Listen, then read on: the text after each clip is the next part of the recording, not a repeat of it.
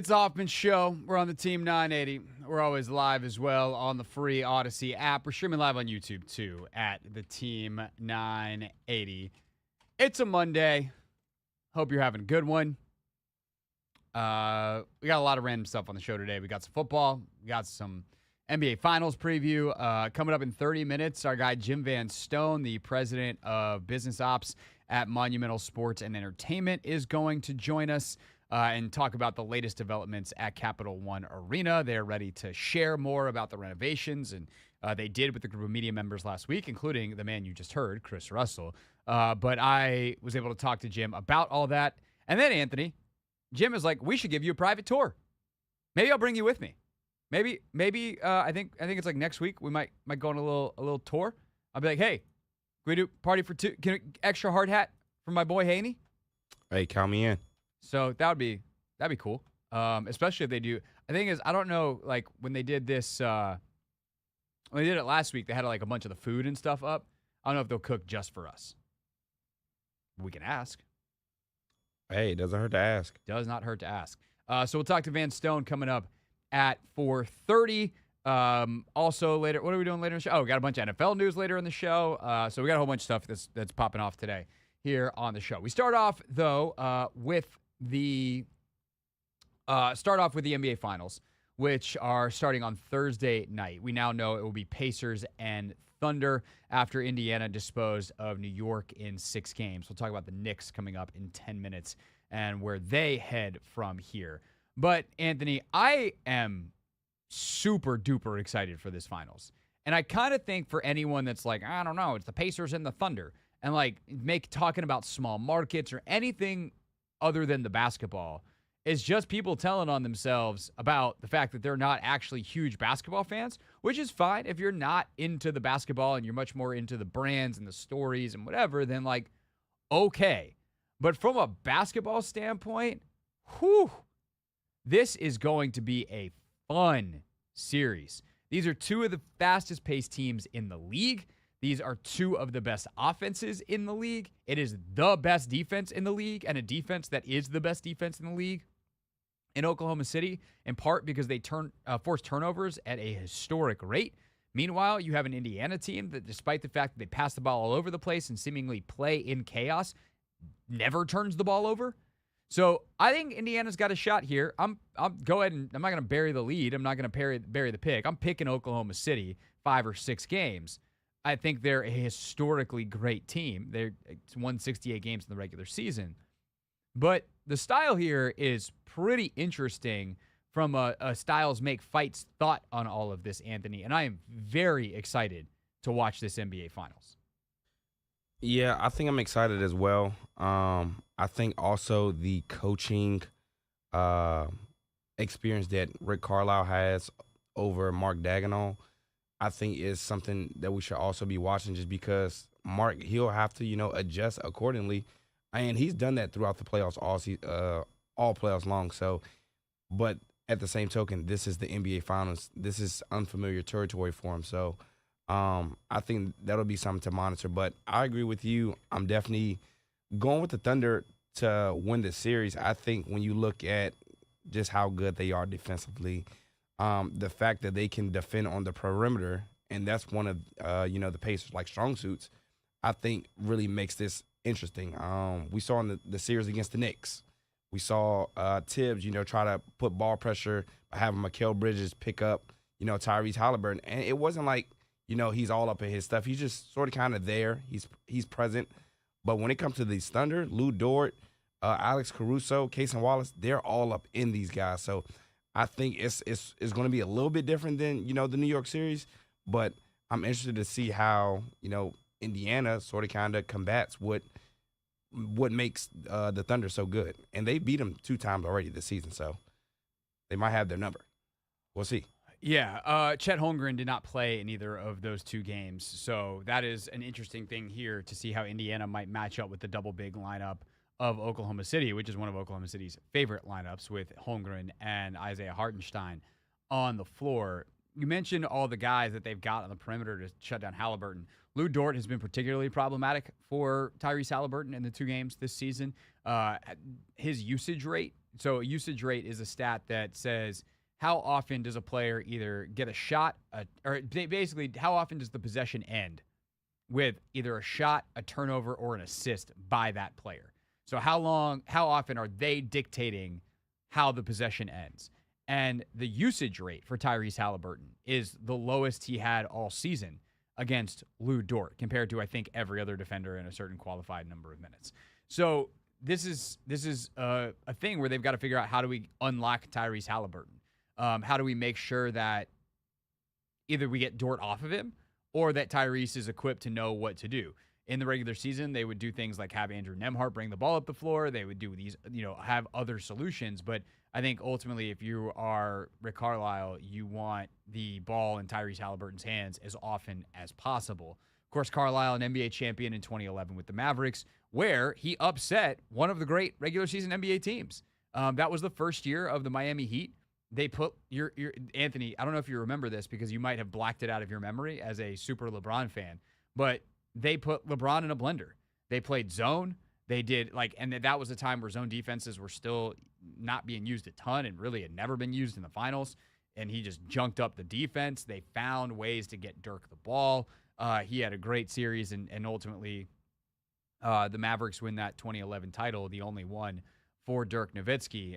And really was kind of a seminal moment in LeBron's career where he goes into a dark place that summer, comes out and just destroys the world the next two seasons en route to NBA championships before the Spurs beat him in 2013, 2014. And I guess there was the Ray Allen shot, so they didn't really destroy the world that 2013 year. They survived on the Ray Allen shot. But the point is, Carlisle is one of the best there is. For a guy who only has one championship, he's got to be the best coach ever that only has one championship. He's consistently won 50 games. He was awesome in Detroit all those years. He's been awesome in Indiana, both stints. He was great in Dallas. And we've seen the way that he's able to stymie some of the best teams in the league.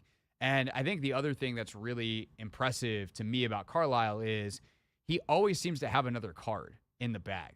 And that was the thing that if we talk purely about Game 6 and what they did against the Knicks, for most of that series, Aaron Nesmith was guarding Jalen Brunson. And it was like Andrew Nembhard was a dog who had been locked up in a cage in Game 6. And they're like, all right, we see what happened in Game 5. Game 6, everything on the line, you're getting 94 feet of pressure. Literally 94 feet of pressure. When you catch the ball on the inbound, it doesn't matter if you are basically handed the ball on the baseline. Andrew Nembhard is going to be in your lap. And you saw Brunson get frustrated. You saw him get worn down. And by the fourth quarter, Nembhard, who seemed exhausted earlier in the game because he was giving so much defensively and couldn't hit basic shots on offense, he was the guy that seemed energized by the end where Brunson ran out of steam. And that is kind of the kind of stuff where I don't know what junk card, what joker Rick Carlisle is going to play. But Oklahoma City is going to have to solve a joker at some point in this series because that's how good that dude on the sideline for Indiana is. Yeah. So again, I think that it is gonna. Coaching will have some type of influence over this series, but again, Craig, I'll give Andrew Nembhard, the Pacers, their flowers for what they did against the Knicks. But for some reason, I just look at this Thunder team and I just deem them just super formidable, going to be a tough person, tough team, tough unit. Look, if I'm going to have to solve Rick Carlisle's Joker, I'd rather have the deck of cards that Mark Dagnall's got. Okay, fine. You deal with Chet Holmgren. You deal with Shai Gilgeous-Alexander, the MVP. So, I'm not saying Oklahoma City's not equipped. I pick at them in the series. I'm just saying this is a fascinating and fun matchup that I can't wait to watch starting Thursday night in Oklahoma City. It's two teams that I feel like have a distinct identity, two teams that are similar in a lot of ways. And, sometimes you have a series like the Knicks and Pacers, and it's whoever dictates the series, they're going to win. Indiana gets some of these games sped up, they win. Slower games, the Knicks won. Even though they shot worse, the game was played at their pace. Both these teams play with the same pace. Both these teams play in some level of chaos and want to get you in track meet. Both teams are really, really deep. You're not going to wear out the other team in terms of their depth because they can make the subs and they have guys that are ready. So what does that ultimately mean? We'll talk about it more as the week goes and obviously find out our first taste of an answer on Thursday night. For the Knicks, their season is over. Now what is the question? We put a postmortem on New York's year in the NBA next on the Hoffman Show.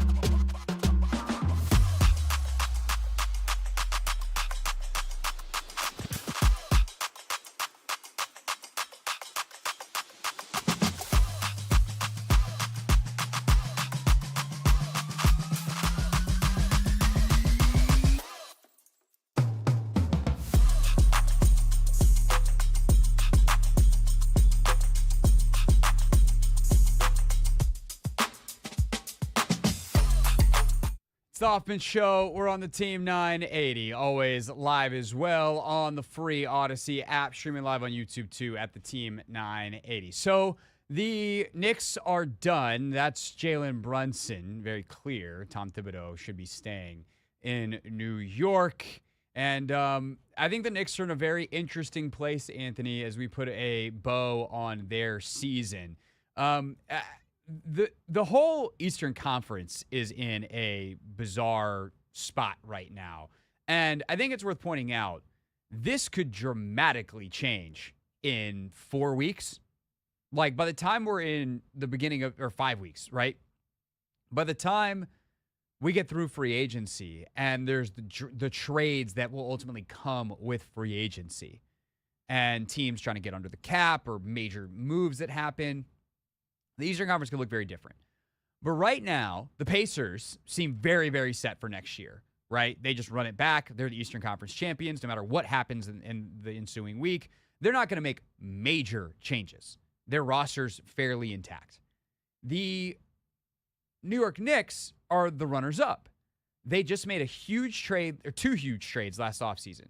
They made a draft day trade for Mikal Bridges, and then they do the Julius Randle for Karl Towns swap. That also includes Dante DiVincenzo going to Minnesota. And there's reporting in The Athletic that, you know, people were frustrated with Towns' defense and some of the communication and attentiveness, et cetera. But at the end of the day, like, this is a really, really, really good basketball team in what is a relatively weak and thin conference right now, because you have teams like Miami that have been good forever that are in transition, let's call it. Cleveland is obviously the big wild card. They should have been much better based off the regular season. They had injuries, and Indiana was a juggernaut the last, half of the year, and that's who they ran into and lost to in the playoffs. So that, I think, looks different in hindsight when Indiana goes out and beats the Knicks too. But Cleveland's a real team. New York's a real team. Indiana's a real team. Is there anybody else in the Eastern Conference with Jason Tatum hurt that really scares you? And if the answer is no, and I'm the Knicks, I am running it back. I'm telling Karl Anthony Towns whatever I need to tell him, that people aren't griping about it this time next year. And I feel pretty good about my chances in the Eastern Conference in 2025-26. Their roster, their top 7 players, I think I saw on NBA today, are all under contract for next year. You have guys like Mitchell Robinson that are expiring. And so if all of a sudden you run it back and it's going sideways because you trade him at the deadline, sure. But if I'm the Knicks, I made my moves. I am now relying upon continuity and hoping that by next year, we're talking about a Knicks team in the finals, and that they can learn from the loss of this year versus blowing it up, because nothing embarrassing happened. You lost to a really good team, and sometimes that's how the sport works. Yeah, but do you think constructed as is, they're good enough? Because, again, Tibbs riding the same 7, 8 guys isn't sustainable, but also trying to blow it up or trade all your pieces for Giannis Antetokounmpo won't serve you any justice. Also, you don't have capital, like draft capital, because you gave it all up for Mikal Bridges.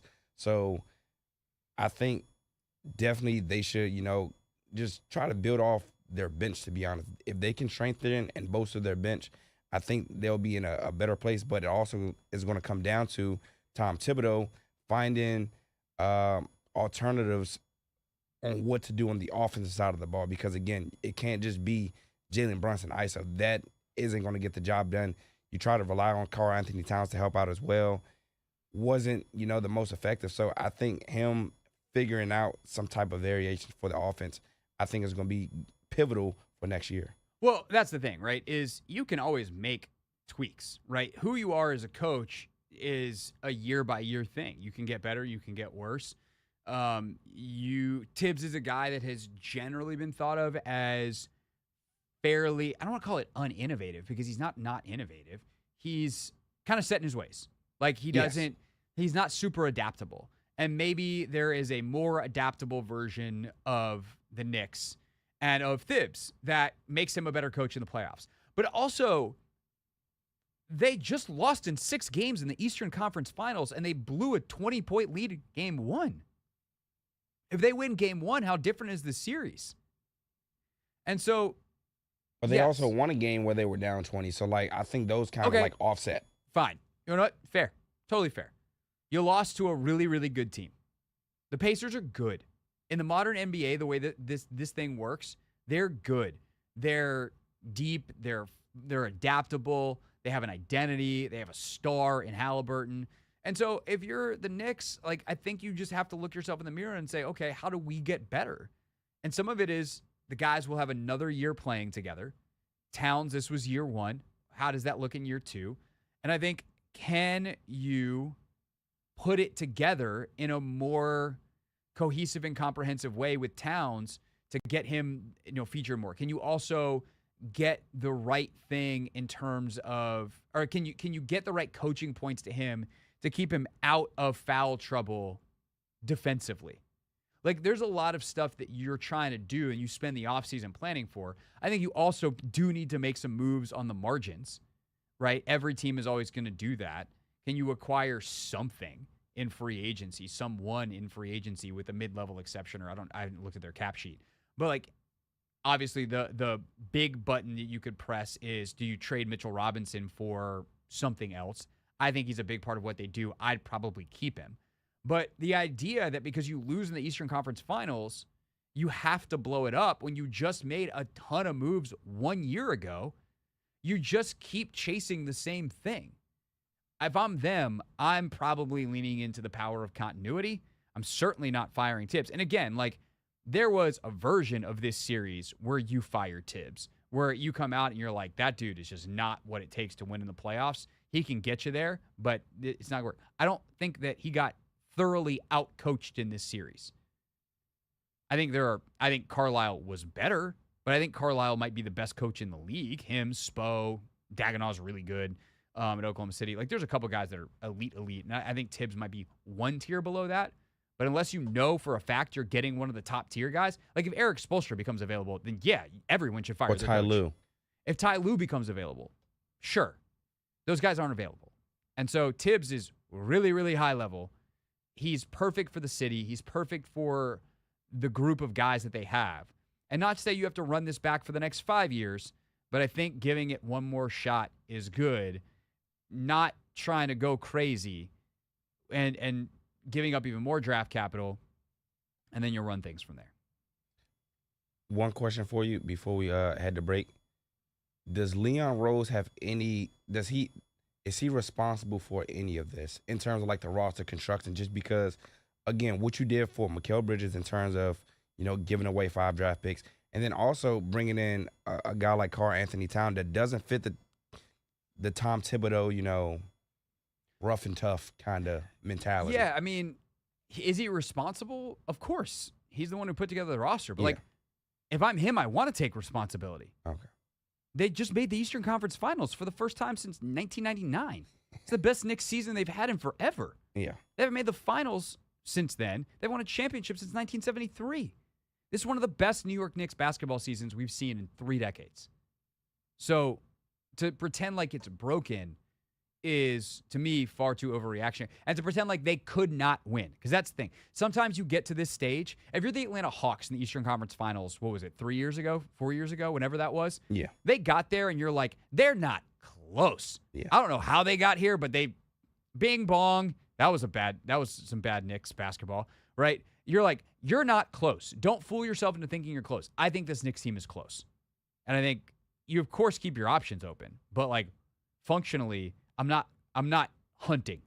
Yeah. I'm trying to figure out how we plug the holes in our current battleship. It's the Hoffman Show. We're on the Team 980. We're always live as well on the free Odyssey app. And coming up next, Jim Van Stone joins us, president of basketball operations at Monumental Sports. Jim is leading a lot of the construction efforts at Capital One Arena. He's got some updates he can share with what our experience will be like as fans moving forward at Cap One next on the Team 980.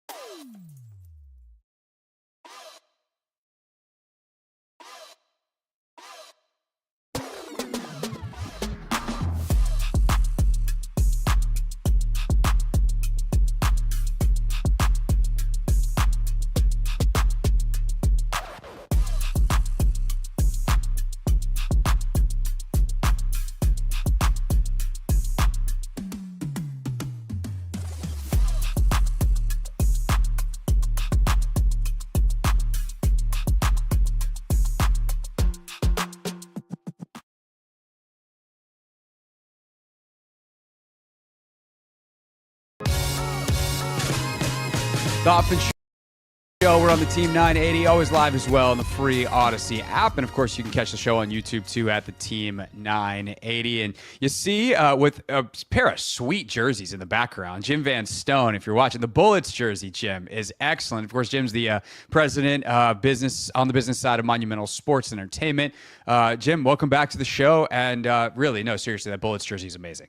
I appreciate it, Craig. I love the work that you do, and it's an honor to be on your show all the time. So, yeah, a little old school in the background with the Wes on sub. So, love it. Great history here with Wes.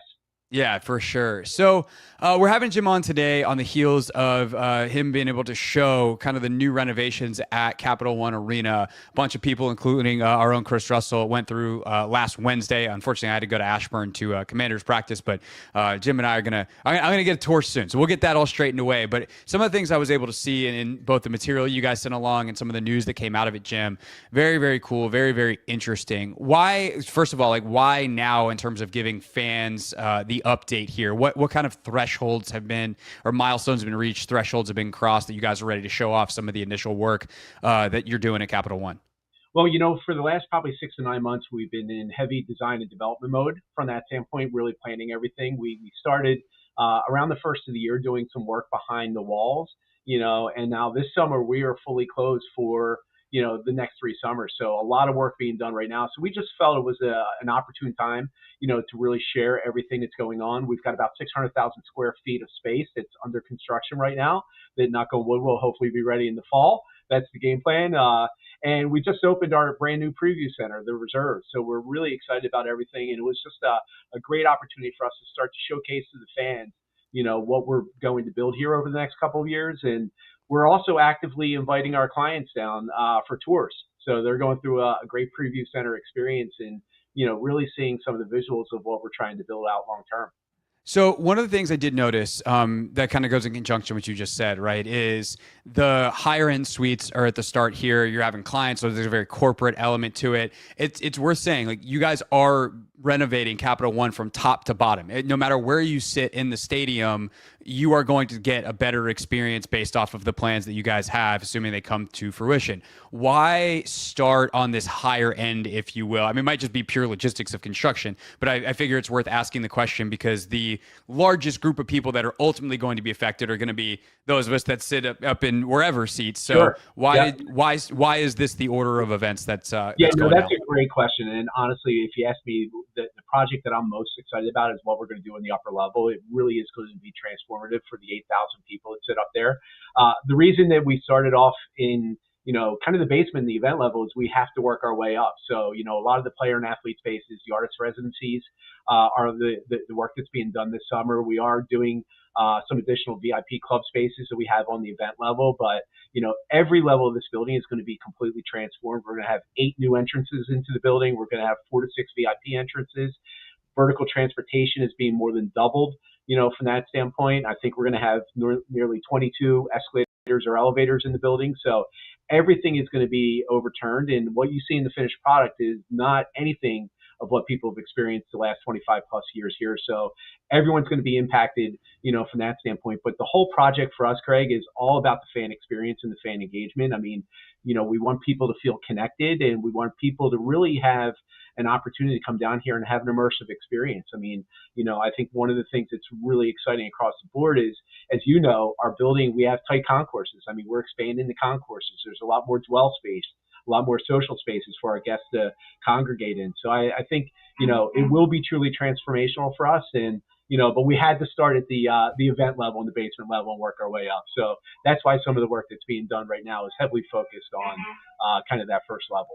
Jim Van Stone, the president of business operations at Monumental Sports Entertainment, with us here on the Hoffman Show. So we ultimately get to those second and third phases over the next couple of summers, and those kind of more general fan experiences that most people are buying. How do you expand a concourse? Are you changing the angles of the seats? How does that work, Jim? So we have a lot of office space in the building. So a lot of our office space is moving towards next door into the Gallery Place, office center location. So we're picking up a lot of, square footage that we never really had the ability to optimize before. Remember the old Vita gym at the corner of 7th and F? That's being I've worked out there more than a few times. Yeah, exactly. So I think, we're able to reimagine, the building in a really robust way. And I think picking up the additional square footage for us was really key. I think the other piece is, being able to expand over into Gallery Place really changes the dynamic for us. We're going to have a second main entrance into the building, which is going to be the Grand Pavilion, which is the Gallery Place Pavilion. So, I think really just having a very thoughtful approach to the current square footage, what we can do to maximize it, I think is leading us into, a realm of having a lot more opportunities for guests. And I do think it really is going to change the game day experience here. We expect people to come earlier now because we've got these social spaces. We expect people to stay later and, knock on wood, hopefully everyone sees a great game on the court and the ice and, certainly want to come back for more. But, our whole vision of this transformation project is, really to make the building one of the best in the country. I mean, right now we're, roughly top 10 nationally, top 20 globally. We have a goal of getting top 5 nationally and top 10 globally. We want to bring more events into the building. And, I look at the landscape the next 3 years. We've got the NCAA Sweet 16 next year. We've got the Frozen Four the following year. Then we've got the Women's Elite Eight in 27. So if you look at that coupled with, really the opportunity to bring in all-star games here, we've got the ability to really transform this building in a really robust way. Point of order, Jim. What do you say, top 10 or top 20 globally? Like what building rankings are we talking about? What are the criteria there that you're trying to hit? I think it's number of events and it's the amount of people through the building. So Gotcha. Those are the two dynamics that we really look at from that standpoint. I mean, so we want to bring in more events to the building. We want to optimize the building in a really great way from that standpoint. And, I think we already bring a lot of world-class events to Capital One Arena, but we want to do it on a higher scale as we move forward. Jim Van Stone with us here on the Hoffman Show. All right, let's get into the food that I missed last week. Like who are you working with here? Some of the stuff looked amazing. Obviously trying to elevate that experience for guests all around the building, but especially in some of these suite situations, which I'm sure plenty of our listeners also get to experience through work or whatever as well. So who are you working with there to try to elevate that experience? So great question. I think it's not who we're working with, it's how we're working. I mean, one of the things with the building being built in the late 90s, we had 3 kitchens in the building. We're going to go up to nearly 15 kitchens in the building. So that allows for a completely different dynamic of food preparation and food delivery from that standpoint. So that's one of the things that's really exciting. We've got an incredible partnership with, Aramark on that end. We are still going to have and look to do a lot of local partnerships with a lot of the different celebrity chefs and great restaurants in the community. And, I think for us, diversity of food options is really paramount,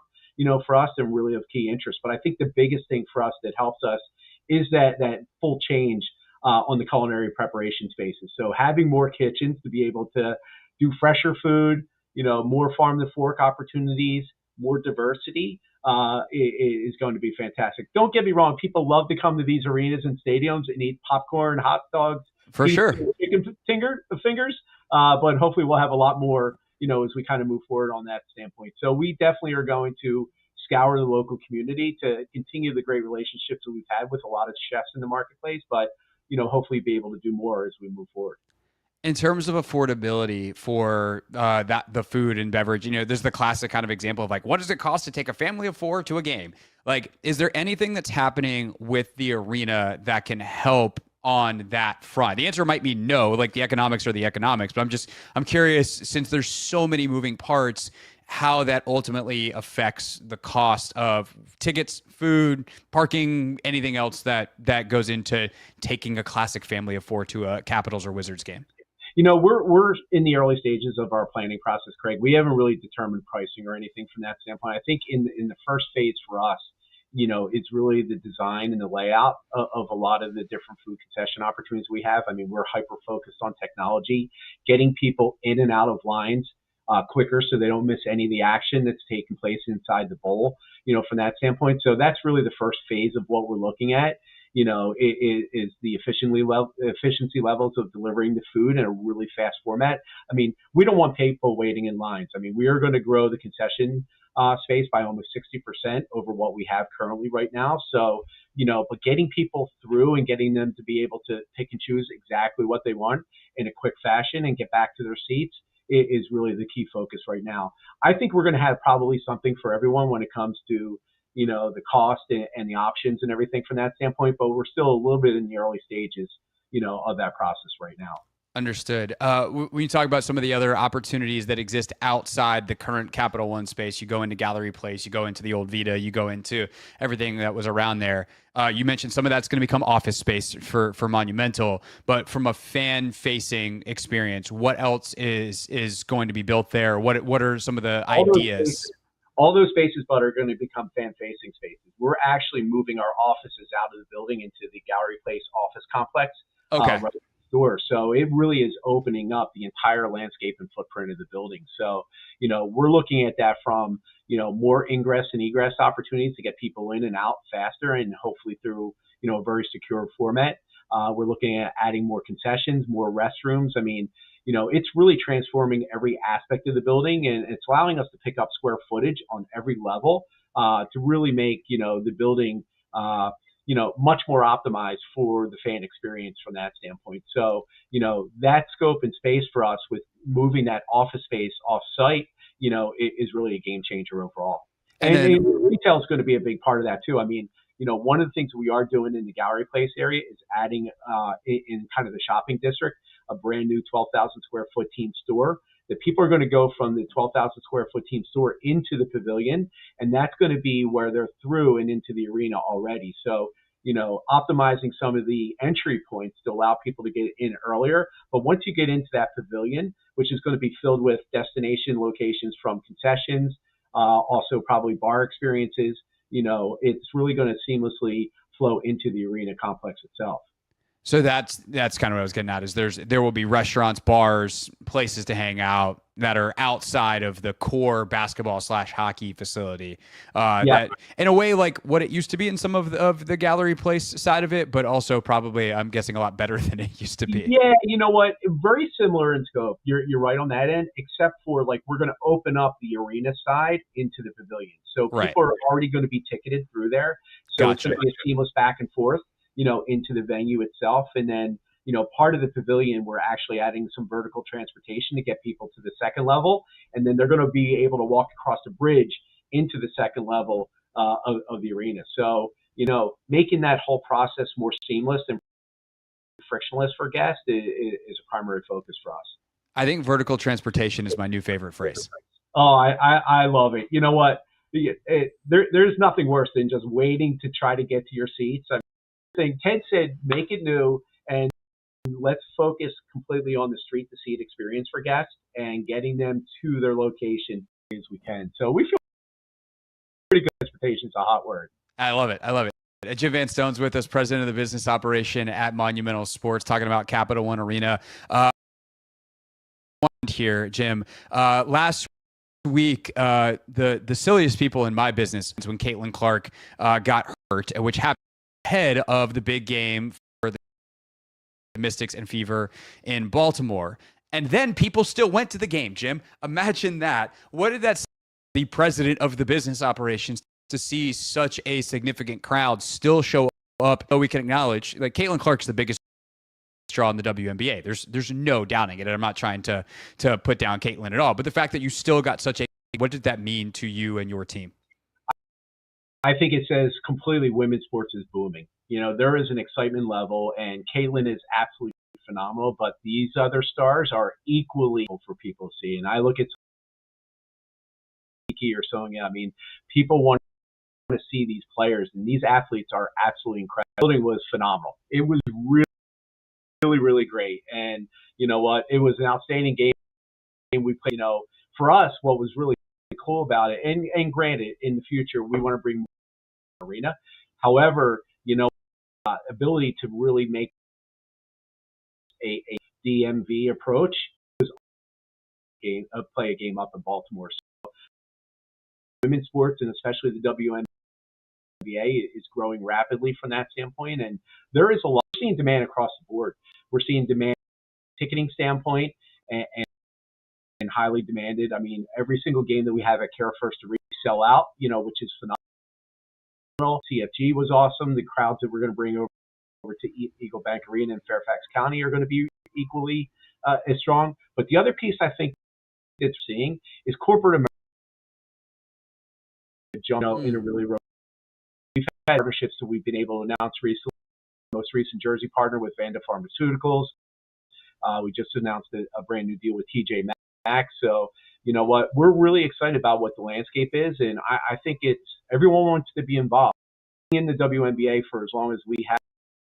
Me personally, I mean, it was a long time coming. It should have happened a lot sooner. But let's ride this and let's continue to build this business. In a perfect world for us, Craig, and I think every NBA team should own a WNBA team. There should be 30 teams in the WNBA, just like there is the NBA, and I think there's a lot of the expansion process, and adding 2 more teams next year says a lot of really great things about the league and the potential. Yeah, well, I mean, if everyone would sell out, the Tucker's sold out every single game this season. Yeah. And they're doing that at Chase Center where the Warriors play, which leads me nice and smooth. Which is you have, like you said, presents itself because of the construction of Capital One to have this DMV approach, but ultimately you're going to want to bring as many Mystics games as possible theoretically to Capital One Arena. So what does that look like over the next 2 years and this summer? Is it going to be possible with the next phases of construction to bring the Mystics back to Cap One at all, or is this kind of the approach the next 2 years and done? The Mystics will play X amount of games at Capital One Arena. It's probably a little too early to, hopefully in a perfect, maybe they're front ending or back ending, able to play here at Capital One First Arena in that building, and it's incredible, team advantage over there. I mean, but yeah, I mean, the demand is getting really, really high. So our ability in the future to move more games to Capital One Arena would be fantastic. But, I think, we want to do it in the right way, and, we want to make sure that the building is prepared to be able to handle people coming out to the game. So we'll have to probably most likely play it by ear over the next 2 years as we get through the development. But, beyond that, I mean, I think it's an exciting roadmap in the future. So hopefully we'll see more games here. Last thing for Jim Van Stone, President of Business Operations at Monumental Sports and Entertainment. The negotiations with DC, whatever those were, it feels like 7 years ago, but also last month. You probably know exactly what they were. My mind is scrambled eggs on that I like stuff. your idea 7 years ago. You know what? Now we're all moving forward into the future building in this arena. Yeah. So when like ultimately you guys are able to get the city, one of the things that was kind of in the TBD bucket was a Wizards. You guys have the facility at Care First Arena now that is shared between the Mystics, the Go-Go, and the Wizards. And I know there was a desire, or at least there was in some of the planning expressed desires to secure another location, and that was kind of floating out there. Is there any update on that, Jim, in terms of where that could be, or how you guys are approaching that? No, good question. We're actively involved in researching and everything from that standpoint. We're going to remain in the city. I think we're still at a couple different locations from that standpoint. Hopefully we'll have more news to come over, the course of the next, I do know we're going to remain here in our home place, which is Washington, D.C. But it's important for us, as we kind of move forward to have that opportunity.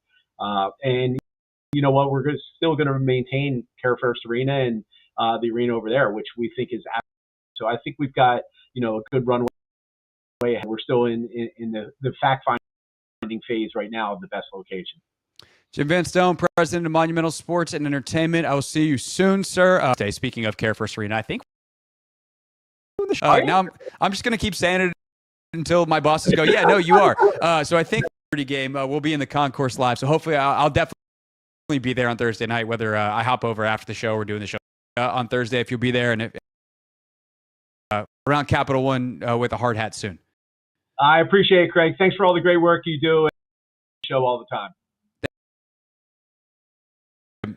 This is the Hoffman Show on Odyssey app.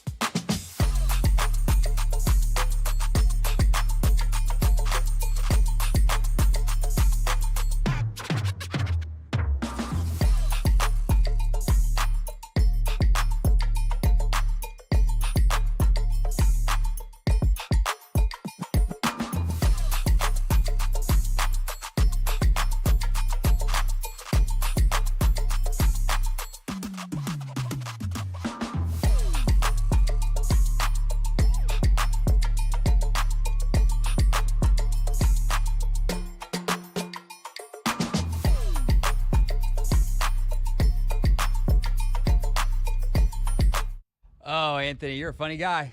We'll talk about Stephon Diggs and his boat coming up at 5:30 as part of Around the NFL. But today we will start the 5 o'clock hour with a little take command for Not My Beat. No major top story. We are hoping tomorrow we'll have David Aldridge in this spot talking NBA Finals and also the end of the NBA on TNT, of which DA was obviously a historically phenomenal part of for a long, long time. But today we are talking about the Commanders on the verge of the second week of OTAs that we'll see.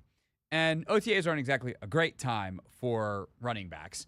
But we got a mailbag question about Brian Robinson, and it led to a very interesting conversation that we are going to let you hear now. So in lieu of Not My Beat today, a little Hoffman Paulson football chat for your ears on a Monday.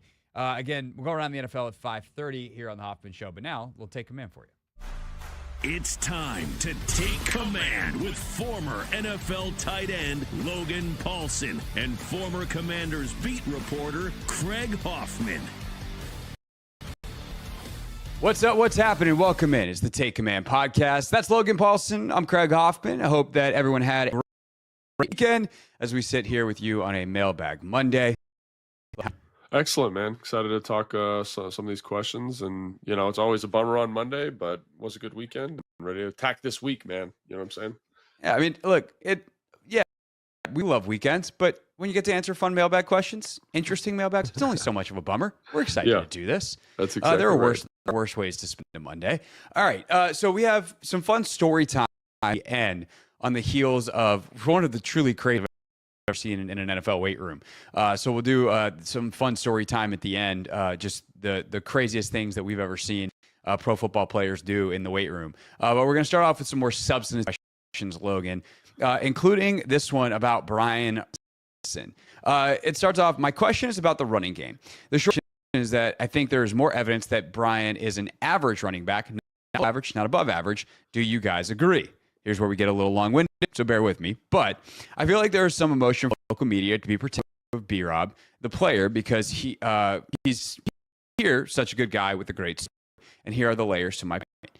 A, if you have an elite-level running quarterback, it generally brings out career years from running backs, typically because teams can't zone in on the running back alone. See Alfred Morris, Barkley last season with Hurts, Derrick Henry with Lamar, etc.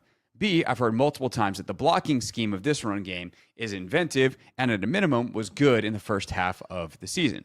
With that in mind, my question is, if so, shouldn't Brian Robinson have had a great season last year if he was truly an above average running back? Also, some local media members like to say that Brian was great early on, but just faded towards the end of the season when he got. But if you go through this season game to game, that wasn't so. Was an inconsistent runner who wavered from good games to bad games from the jump, and that's easy to see if you go through his season game to game. The guy who actually being better earlier in the season and faded later on to an extent was Eckler, but not so much Robinson. Robinson had 2 of his best games in the first half of the season, but otherwise he almost alternated perfectly from good to bad game week to week. He was wildly inconsistent from game 1. Thanks, Mike. All right, Logan, lot to chew on there. Yeah. The simple short version of the question is, how good's Brian Robinson? Yeah, no, I think that's a really good question. And I think he touched on a lot of interesting points there. So I don't know really exactly where to start. First off, I think I'd probably start with like what average running back play is in the NFL. Right? I think, there's this kind of, at least in the fan base here, and again, based across the NFL, that the guy you have is special. But really oftentimes, like this has been my experience with tight ends, that I coach or when I played, like you come to the realization, a lot of good football players, there's a lot of guys that are very similar in my case to me, and you're not this unique wallflower. Like a guy like Brian Robinson, probably approximating on every single team in the NFL. I think that's the thing with running back. We talk about it every year with the draft. We talk about it every year with free agency. You can find a quote unquote average starting running back relatively easy. I think the problem is that I think every fan wants to be a dynamic Gibbs, Bijan Robinson, Henry, Saquon Barkley type impact. And that's just not the case. A, there's not that many like that in the entire world. But B, we've talked about this a ton in terms of how the offensive line impacts running back play. And so I think it's interesting that when he talked about running backs that had good years last year that played with running backs, you're looking at the Philadelphia Eagles, which is one of the better offensive lines in football. You're looking at the Baltimore Ravens, which they on paper, I thought, outperformed what their roster kind of construction indicated. So like the sum of the parts was definitely better than the individuals themselves. And they've always had a very strong running culture. Like I've coached 2 guys over the last 6 years that have played there, and they spend a ton of time really kind of identifying themselves as a running team. And when you look at rushing totals, like obviously Lamar is a big, they can straight up get in ISO, like get in 20, 22 pounds, so 2 tight ends, 2 backs, and run. And they're big, strong. They get downhill. Picard does a great job. Derrick Henry does a great job. Their 2 interior guards do a nice job. So, and Linderbaum's one of the best centers. So I think it's somewhat misleading to use those teams as examples of comparison because you've got special running backs. You've got Derrick Henry and you've got Saquon Barkley, and then you've got one of the better offensive lines in football. And do those quarterbacks run? Absolutely. Does it help them? I'm sure to a certain extent it does. But I think you got to look at the whole picture when kind of aggregating. And so when you take that comparison and then you apply it to Brian Robinson in this case, like what I will say is that I think they did a really good job year, the Washington Commanders, of elevating the offense.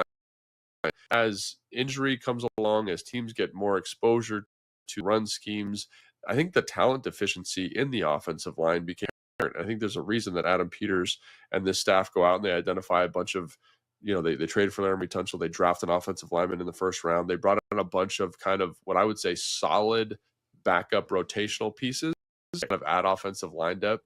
Nate Herbig being kind of the forefront of that conversation. So I think there was a weakness on the offensive line. I think Brian Robinson is kind of the definition of an average running back. And I do think while the scheme was innovative, you don't have the talent to run it. It becomes an issue as you move down the road. And again, the running quarterback thing is important. And we'll talk about this more after I let you, if you kind of give me your thoughts on what I just said. But there is a schematic element that sometimes leads to bad looks for the running back when you have a quarterback that scrambles or is part of the run game, if that makes sense. Yeah. There's a lot here that ultimately I think winds up saying like Brian Robinson is an average NFL running back. And which is not a bad thing. I think that right. people, they say that and people are like, oh my God, I think Brian, like to be an NFL, to be a very good football player. I think Brian's a very good football player. Right. And I think the question too is like, well, what value of having an above average one? And I think that has been determined to like not be crazy high. Right. And so if that's the case, then like how much is it worth investing in monetarily in terms of salary cap space and or high draft capital? And this, like, there's actually no better example of this than Saquon Barkley. And people are like, wait, Saquon helped the Eagles win a Super Bowl last year. Yeah. It's in the perfect system. So if you have all the other stuff, your running back can take you to an unbelievably high level. But if you don't have the offensive line or the quarterback, a la Saquon with the Giants, Saquon Barkley's not going to win you a ton of football games on his own. And so even though he's clearly way above average, you have to have the system in which to exist. By the same token, you trade Saquon Barkley and Brian Robinson, know that the Eagles still aren't the best team in football last year. Now, they're not nearly as good. Saquon was unbelievable. His home run, stuff late in games. This is not to take away from Saquon last year. What he did was really and helped them win games. Like they're definitely not as good, but the Eagles roster was so good last year. I still don't know again that they're not the best team in football. And so if I think statistically about what it means to be an above average running back, there is a stat that Next Gen Stats uses called rush yards over expected, which would seem by definition to be the definition of average. Like, hey, it's blocked for this. How often do you get more? And Brian Robinson was 0.1 yards rush yards over expected last year. So, like, on average, he's getting exactly what is blocked and 0.1 yards more. Right. That's, like, he's, by that definition, he's as average can be. Yeah, and I think, again, Saquon Barkley is a really good junk, and really Derrick Henry, too. Like, look at how kind of ineffective he was and see his last 2 years there. And then look what he did in Baltimore last year. He's kind of on pace for kind of an MVP caliber season, and obviously it doesn't work out for him because he comes at the end of the year. But I do think that, like, even when you look at Saquon and what he did in Philly, like his, like, the exact statistic is, but it's basically like when you're like your stuff percentage. His stuff percentage is very high relative to the rest of the league. But because the offensive line there does such a good job of creating good seams and creating space and getting him into his superpower, which is finding grass, being a great one-on-one kind of creative runner, he's more productive. So I think this is a tough question to kind of isolate B-Rob specifically because, yeah, like the offensive line, it's so critical. It's the same conversation in the draft we had with Ashton Genty and Omarion Hampton and all these backs that are coming out. Is like, is a back worth a first round pick?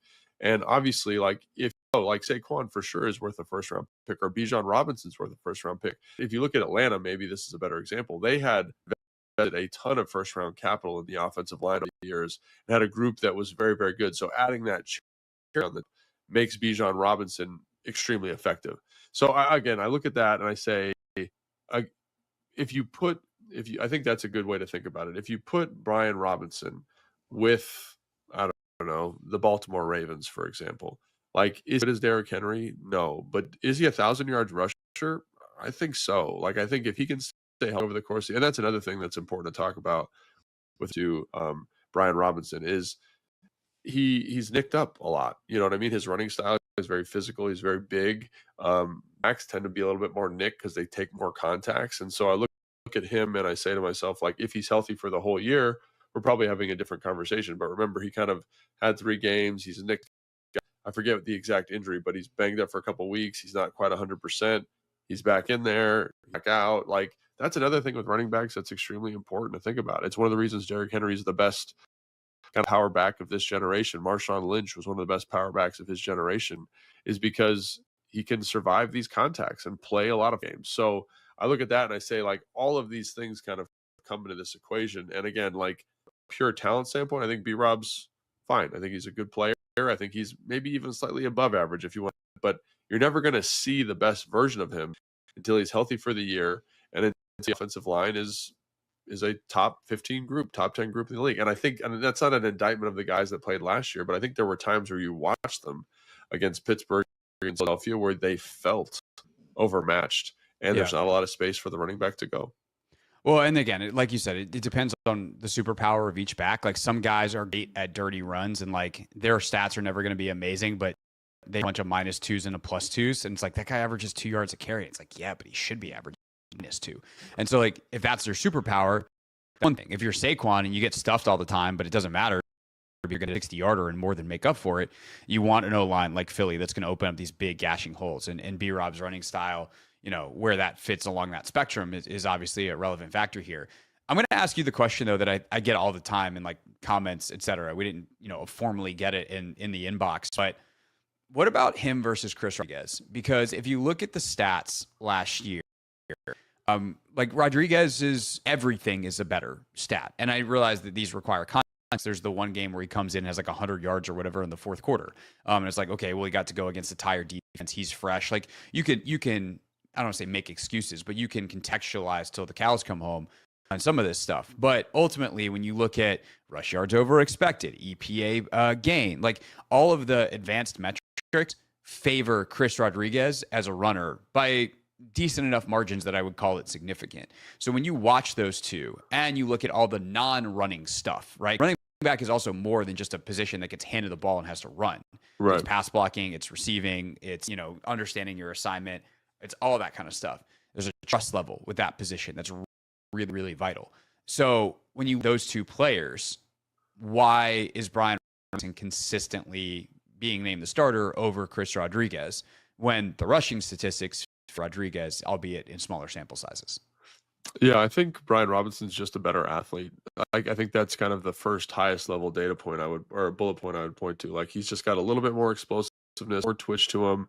Now, like what you said, I think I agree with it. I think the film supports it. Is Brian Robinson or Chris Rodriguez is better kind of at taking those, neutral runs and turning them into positive runs. And I prefer that running style but like you said, it's more nuanced than that, right? So I look at he's much more dangerous with the ball in his hands, catching the football, right? He can catch the football much more natural, right? He's a little, again, like, he's more explosive. And I think that's one of the things that when you look at these top flight running backs, right? You look at the guys we just talked about, Saquon, Derrick Henry, Gibbs, Bijan Robinson, is they have an explosive playmaking ability. And I'm not sure that Chris Rodriguez has that on a down-to-down basis. Like, I think he's a special runner. He's a special runner at maximizing breaking tackles, but the ability to hit an explosive play is something that you can't necessarily coach. And I think that's where B-Rob's value over Chris Rodriguez starts to show up.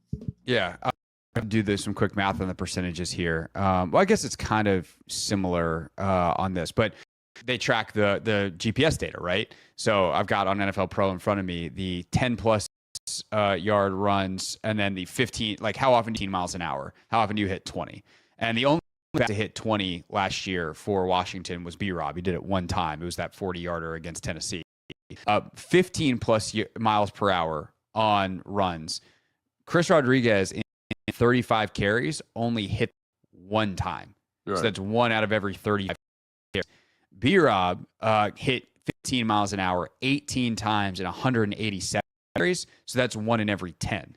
So if you want some numbers, some data to support that explosive, ability, even though Chris Rodriguez more yards over expected, more rush EPA, more yards after contact.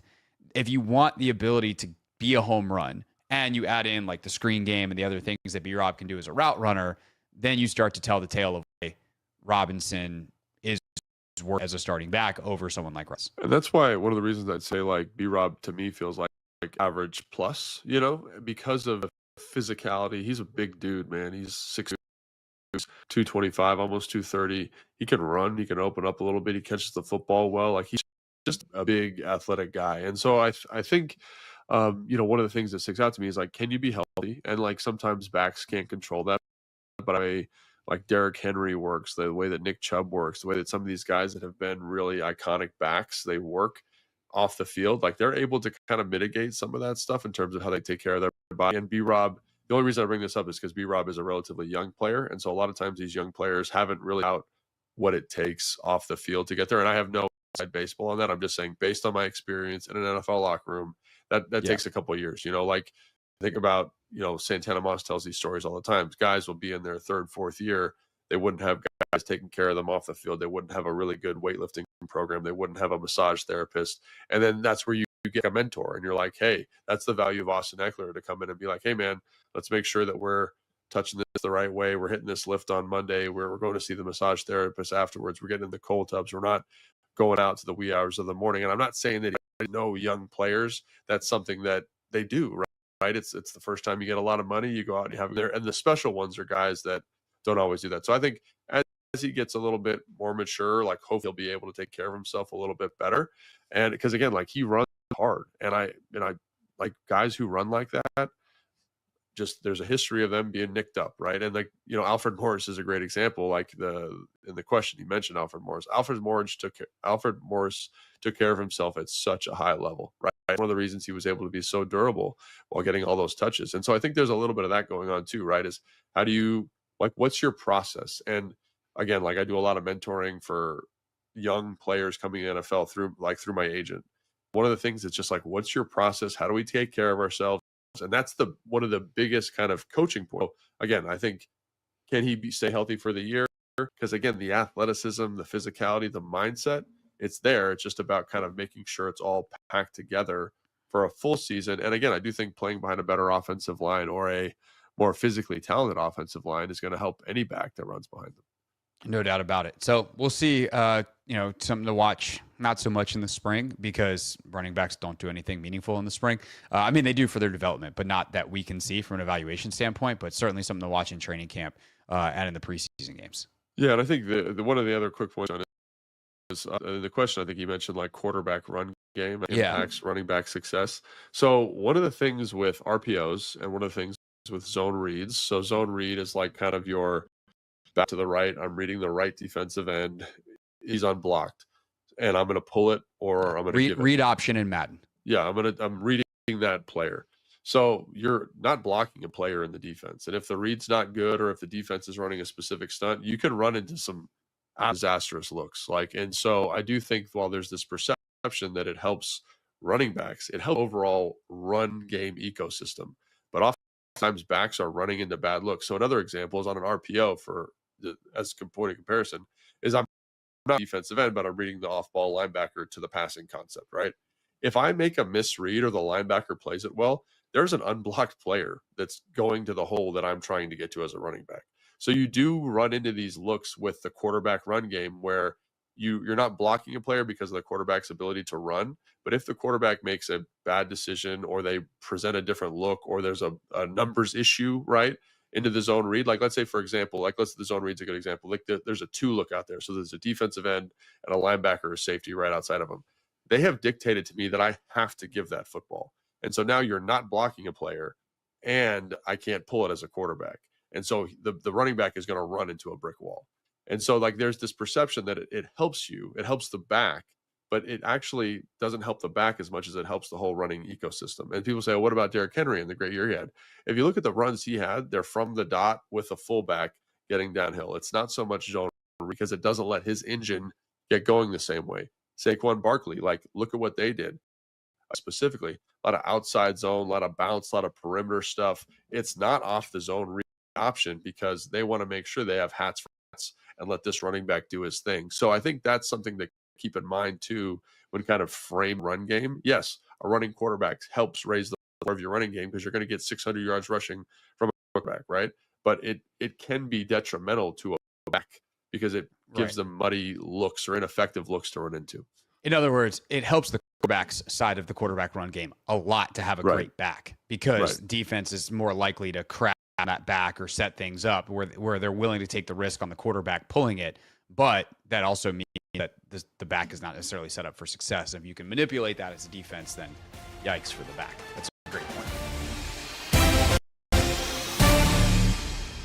All right, if you want answers to the rest of our mailbag questions, as well as to know what the questions are, then check out Take Command. We also have some really fun stories at the end about some of the craziest things we've ever seen NFL players do in the weight room after. Anthony, did you see the viral video this weekend of the Rams punter squatting 700 pounds?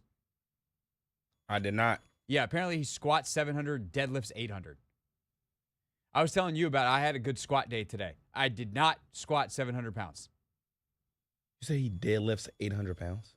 Yeah, why is that somehow surprising to you after I told you he squatted 700? Well, to be honest, I didn't know the two were kind of related, but I guess. Yeah, of course they're related. You're lifting weights with your legs. Yeah. And I mean, I don't do it a lot. Deadlift is stronger. Are you skipping leg day? No. I don't skip leg day. I do the bare minimum is what I'll do some RDLs. Okay, we're going to talk about your leg day in the break. When we get back, we're going to talk about football players doing all kinds of things, including retiring. 2 surprise retirements today in the NFL. We'll give you the latest around the NFL next. Then we will do some story time with Anthony, although not about his leg days, coming up at 5:45 here on The Hoffman Show.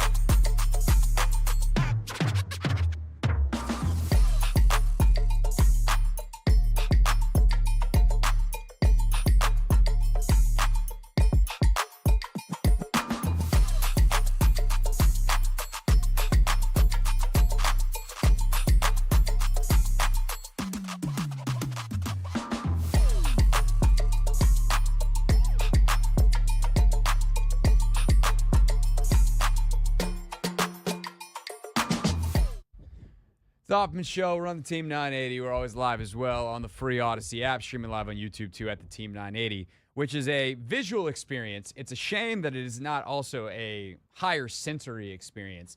Anthony just came in here eating a bag of Doritos, and now my studio smells like Doritos. Yeah, you got the orange fingers to prove it. I just have the smell of cheese in here, Anthony. It tastes so good. Yeah, like I remember how Doritos taste. I don't think I can have them anymore. Oh. What about the Cool Ranch? I mean, the thing is, like, I don't know. Doritos ain't real cheese. Maybe I could. A little scared of super highly processed foods, and that's not like a general statement. It's my personal, the way my whole eating system works. Try not to get too graphic here. Certain stuff, and I have fights. And I don't think Doritos would be good for me. But I don't know. Anthony, do you still have the bag? Does it say like at the bottom where it has the allergens? Does it say like contains milk? It says cheddar cheese, parentheses, milk cheese. Okay, so there is some element of real cheese in Doritos cheese. Yeah, sadly. I mean, sadly, it's a relative term. It keeps the temptation There's away. some skim milk in here too. Oh, okay. Well, there you go. Definitely can't have that. So you can have your Doritos. Apparently, you can just leave the smell over here. Thanks for that.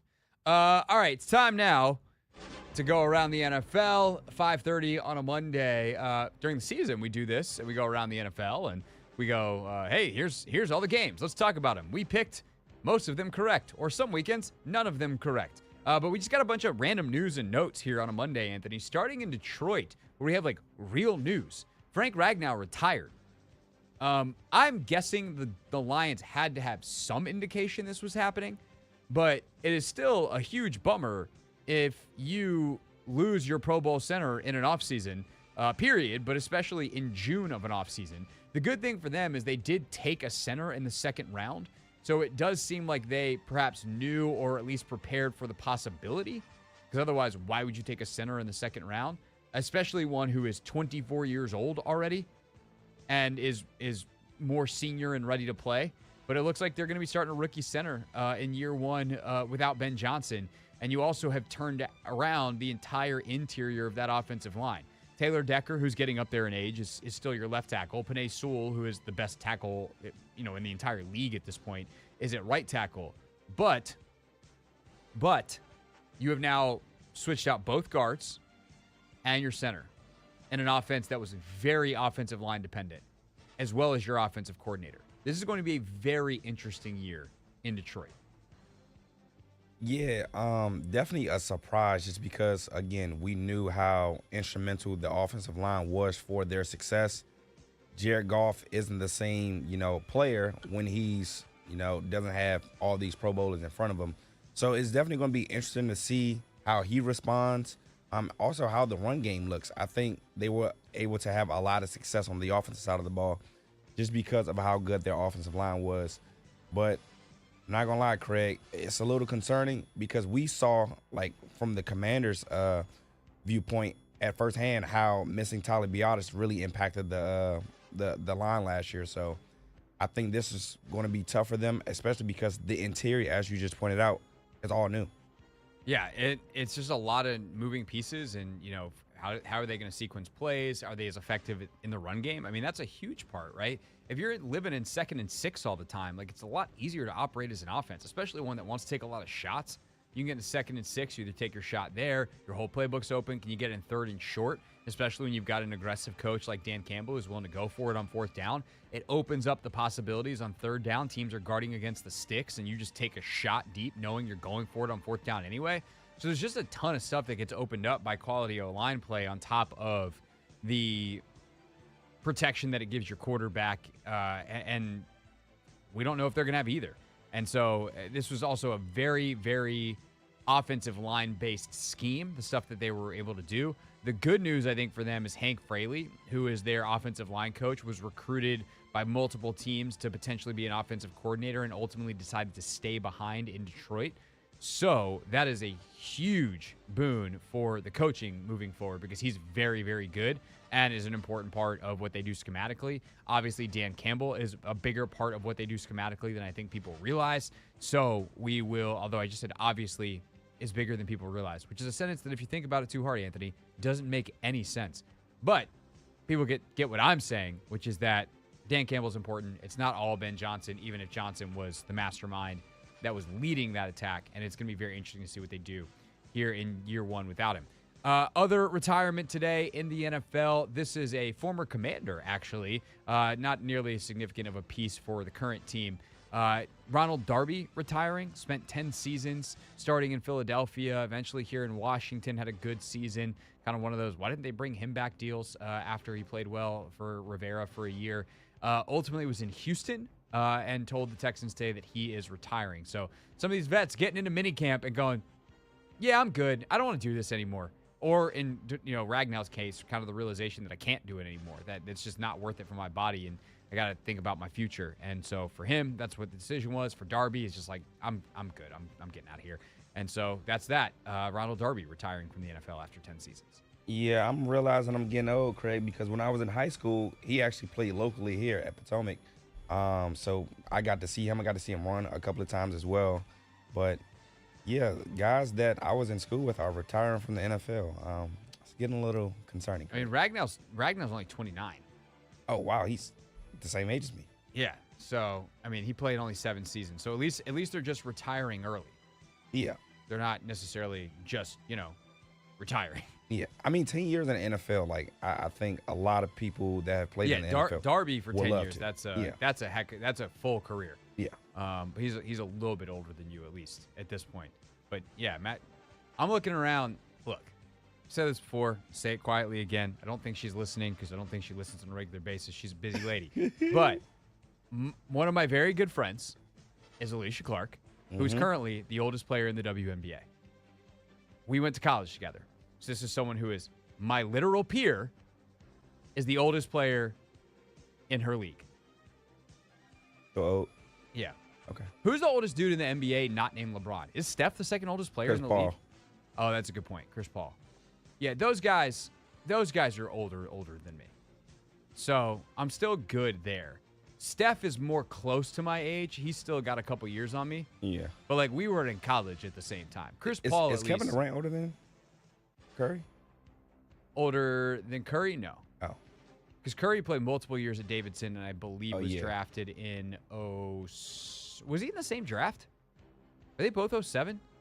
I think KD's 07. Steph might be Steph Curry draft. He might have been 08. He was the 7th pick in the 2009 draft. Yeah, so actually Curry and Durant might be the same age.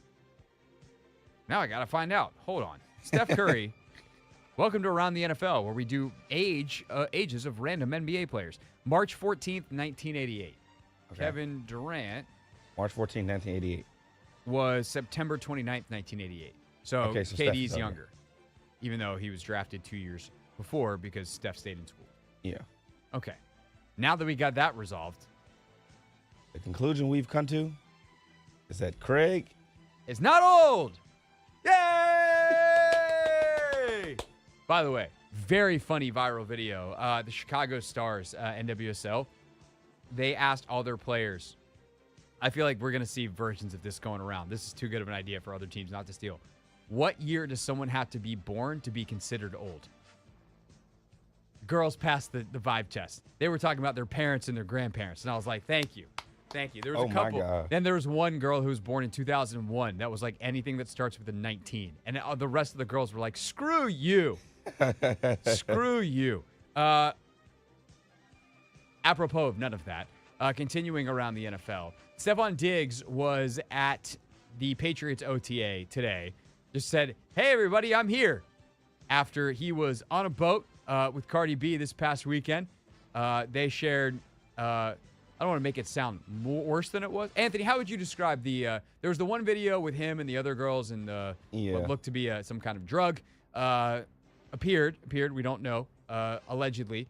And then there was the video that Cardi put out this weekend. How would you describe that video without being too descriptive? They were having fun on the boat. Yeah, but like not Dancing. Yeah. It could have been, for more so private consumption, I guess. But, Yeah. they felt comfortable enough, putting it out. Yeah. So, It looked like something that could have been in one of Cardi's videos. yeah. Well, that too. And, that's typically not the kind of thing that NFL coaches are psyched about their players being involved in. And look, that's fine. What they do in their private life is fine. They chose to make that public, and that's their choice as well. They're adults. We're adults. Everyone's adults. But it is kind of funny that this is the Patriots. That is Belichick's former organization. And it's like, yeah, well, maybe some of Belichick's stuff wasn't on the level either, because look at what chaos he has now. And now you got Vrabel in charge, and it just, I don't know. It's not ideal in a sport that hates distractions, hates all this stuff. But at the end of the day, if Stephon Diggs can go out and catch footballs, then there'll be jokes that are made all season long, but at least there'll be ones that he can laugh at too, as opposed to whatever's happening right now. But yeah, he's I back. would imagine Mike gave him a stern talk. Maybe not a stern talking to, but he's What's he going to say? Hey, man, don't spend your free time not coming to a voluntary thing. Do it, but don't, like, it's voluntary. And that's the thing. Now, if I'm Diggs, and I'm hearing rumors like, oh, is he even going to make it to training camp?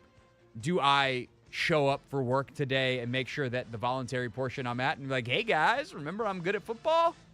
Probably made a business decision to come on in for the second OTA. Yeah. But, it is what it is. Also, like, what do you say in terms of comment? Hey, do you have any comment on Diggs' video? No, I don't. No. Thanks for asking.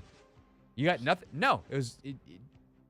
What players do outside of the building is none of my business unless it becomes my business. And I'm going to see if he spoke today. I'm not making this one of my businesses. All right. That is kind of this, that, and the other thing around the NFL. But we got to talk about real football next. Anthony Haney has taken home his first career flag football trophy. We will get the story from the behind the scenes of it all next before we get into some sound fresh from Josh Harris coming up at 6 o'clock on some of the latest developments at RFK Stadium. Josh Harris on the Stadium Project coming up at 6 p.m. here on The Hoffman Show.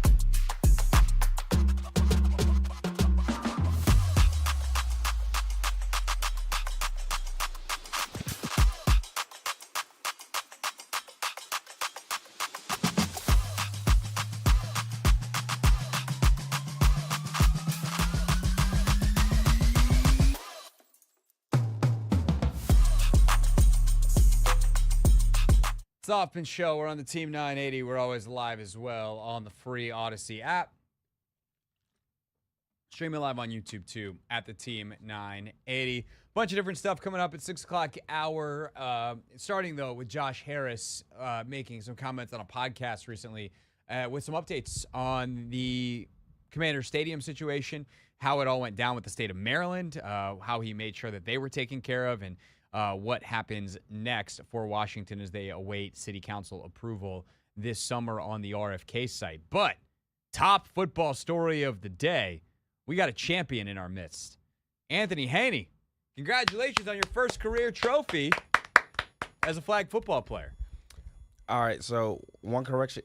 This is my second technical trophy, but this is my first league trophy. Like, we've never won the league before. So what did you get a trophy for the first time? It was a tournament in – where were we playing? So you've won Oxon a random Hill. It was a random Oxon Hill. tournament before.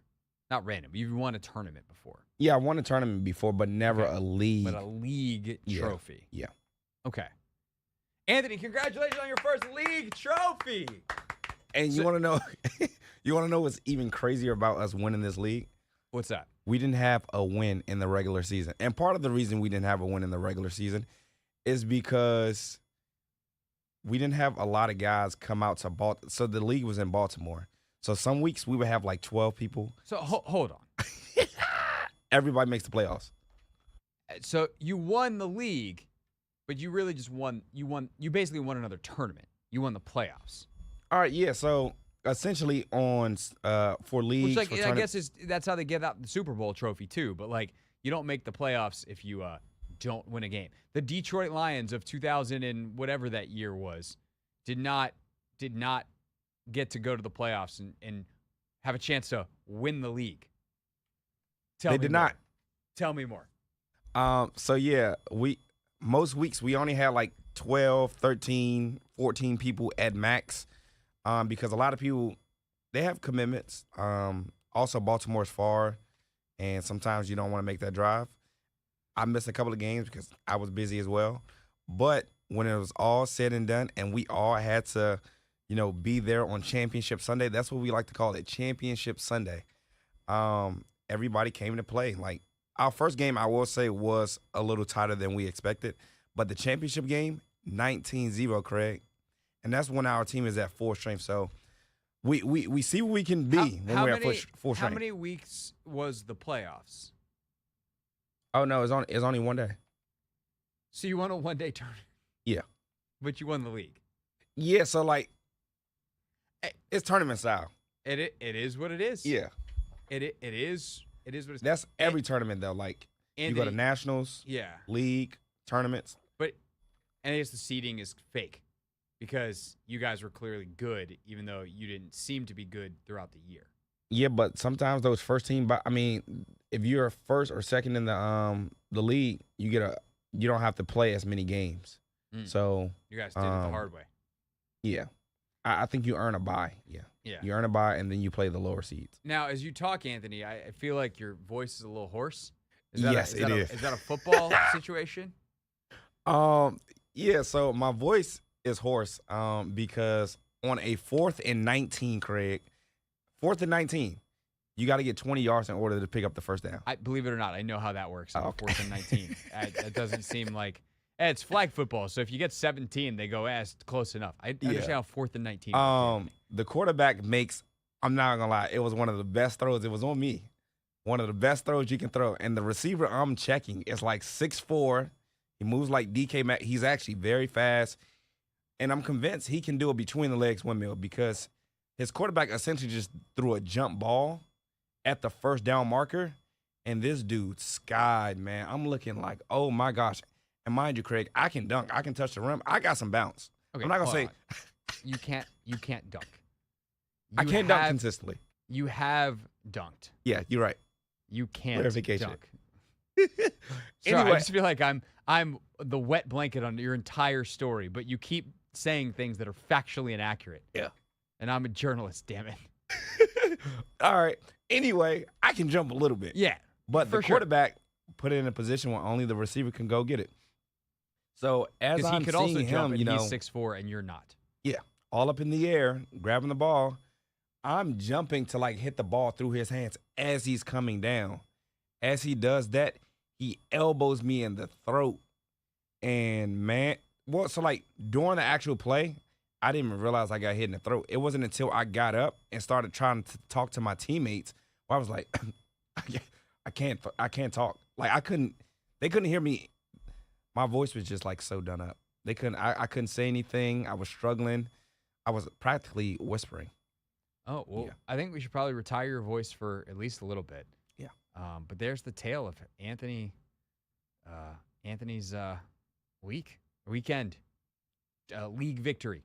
Yeah. Despite winning no games in the league. And So- you want to know what's crazy, Craig? Oh. We have another one in 2 weeks. And we didn't win a game in that. No, actually, I lied. We won one game. Did we win a game? I don't think we won a game. I think someone tell Jim Mora. Playoffs? I'm talking about playoffs. We can't even win a game. Yeah. Right? That was the quote. That was the press conference. That was the famous Jim Mora bit. Jim, you were coaching in the wrong league. The NFL, go to Anthony's flag league. You don't have to win until you do. And that's when they got the job done. Congratulations. Hey, we're not the first team to go 0 and whatever and win the league championship. Just saying. That sounds like a problem with the league. That's story time with Anthony Haney, everybody. When we get back, Josh Harris talking about RFK Stadium and how he made good with the state of Maryland on the way out.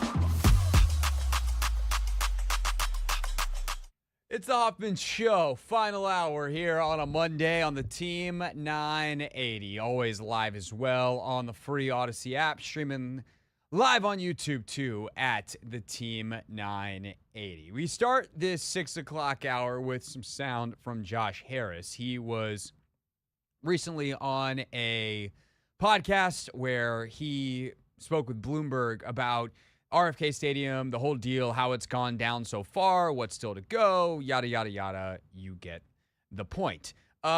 We start off with, though, the exit plan. And the state of Maryland obviously has a role to say in all of this. That is the current home of the team and will be until at least 2030 when this new RFK Stadium 2.0 is expected to be finished. And Harris wanted to make sure that he did not do what Dan Snyder did, which was build a stadium and then not follow through on any of the other promises. It's almost 200 acres of land that the FedEx field turned Northwest Stadium now. That site is on.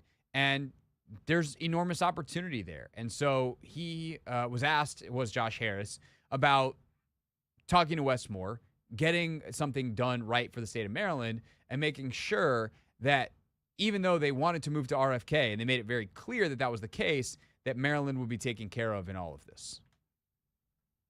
Okay, so we play in Maryland today. The team has played in Maryland since the 90s, like the late 90s. And, obviously the DMV is D.C., Maryland, Virginia. D.C.'s in the middle, right? So RFK is in the middle.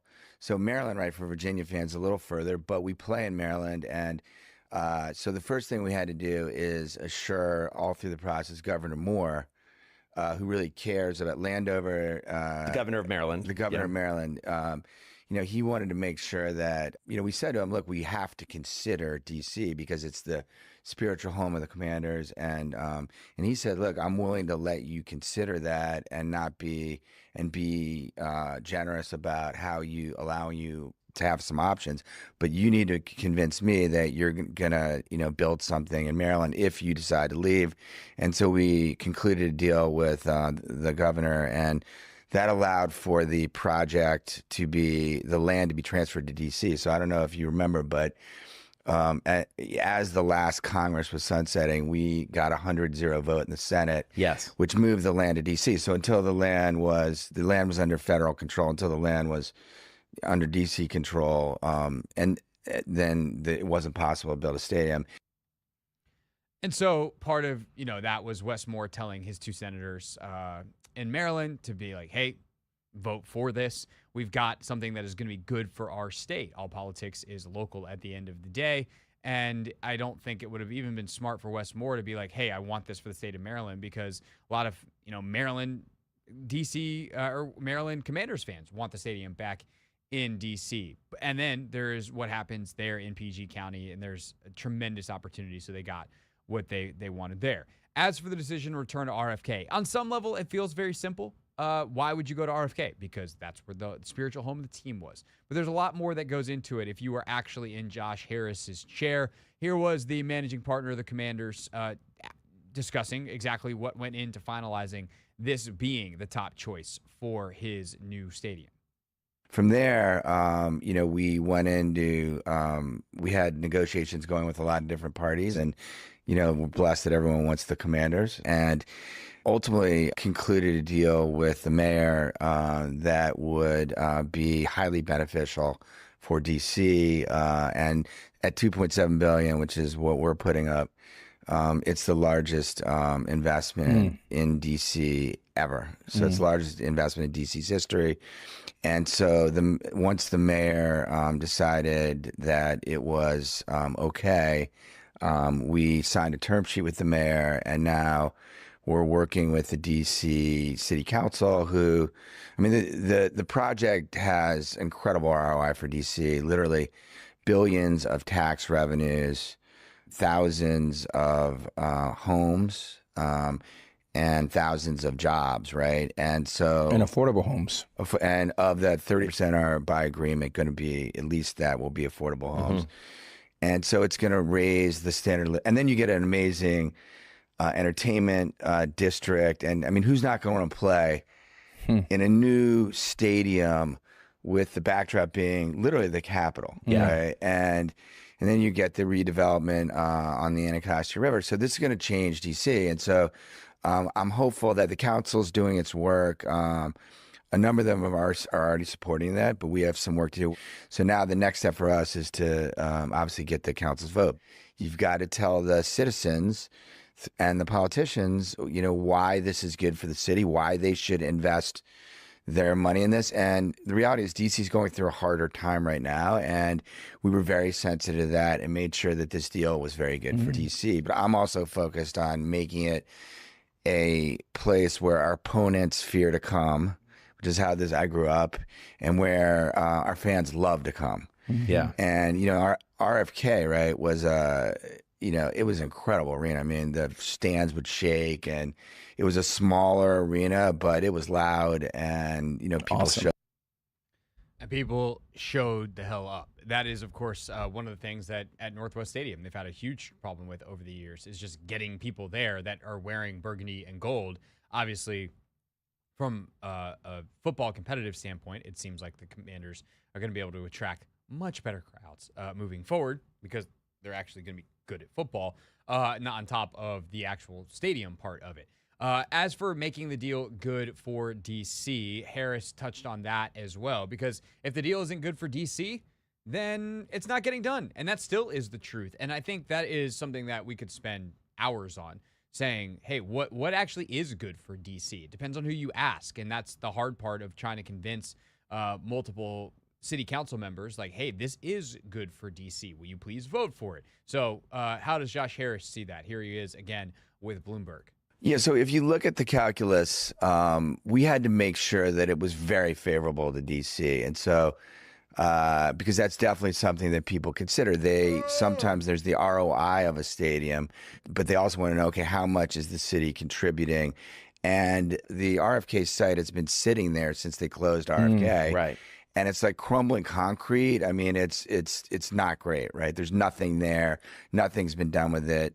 And generating zero generating zero, and actually costing money to make sure it's safe, because it's just an open air thing, and there are pests and everything else. So whatever they do, whatever DC decides to do, they're going to have to put a bunch of money into that site, just creating sewage and infrastructure and other things, and then we paid for everything else. Okay. And when you benchmark it, there's actually articles that say, wow, did the Commanders get a good enough deal? And, we're getting criticized, which I guess if that's the criticism, people are leveling at me.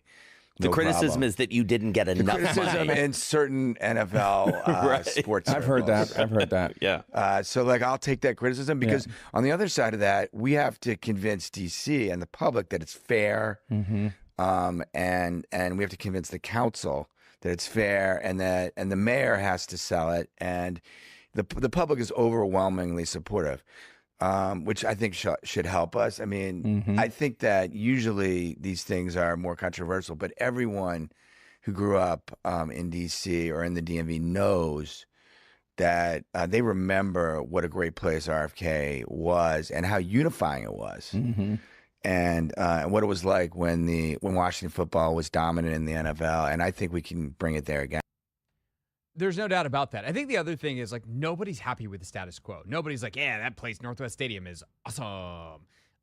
It just wasn't. It's better than it used to be when they took it over. They being Harris and his group, for sure. They've made upgrades to it. They've tried to make the getting in and out of there is better. But even if you're not a football fan, if you go there for concerts, it's terrible.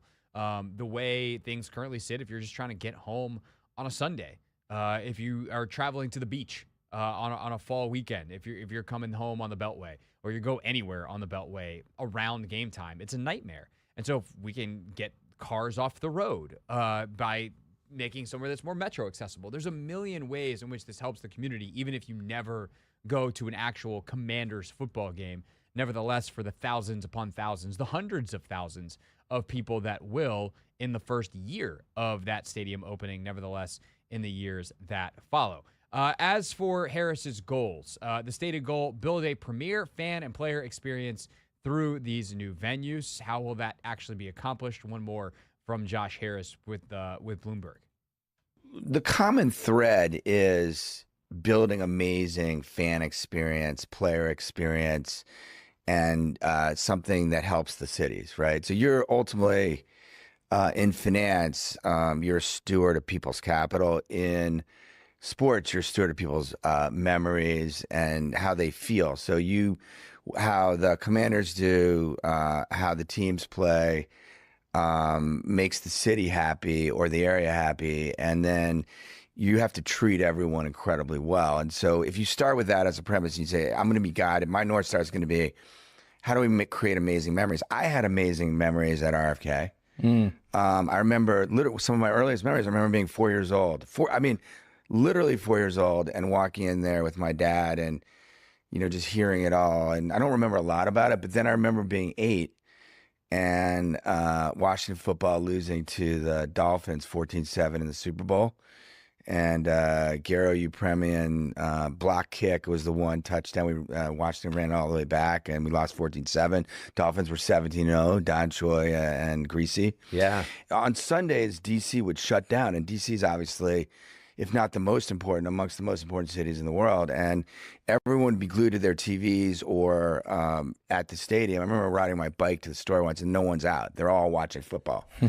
So I think that I want to bring those days back, and I want to make DC proud. And it's the same would go for Philly and London. Whatever you do, it has to be about the fans and about the experience and about the players and enhancing their experience and their ability to win, because winning really matters. It sure does. And Josh Harris, he's referenced Philly and London there, of course, owner of the Sixers and Crystal Palace, Premier League Soccer in London, who just had a monster victory winning the FA Cup 2 weeks ago, I think it was. So he knows how to do this stuff. And the last thing I'll just say listening to this really struck me, Anthony, in terms of the world that we live in now. How nice is it to hear him talk about this stuff and go, wow, he seems like a really smart guy. Snyder never talked, period. When he did, you kind of wish he didn't. Just anytime you heard that guy speak, you're like, what a dope. What an absolute dope. And now you hear Harris and you're like, that sounds like, it's not like he's a great motivational speaker. You're not like fired up listening to Josh Harris, but you're like, that guy sounds really smart. And that's the kind of person I want owning the organizations that I care about. Whether it's the one I work for or the one I root for, I want to hear the owner speak and go, that guy's smart.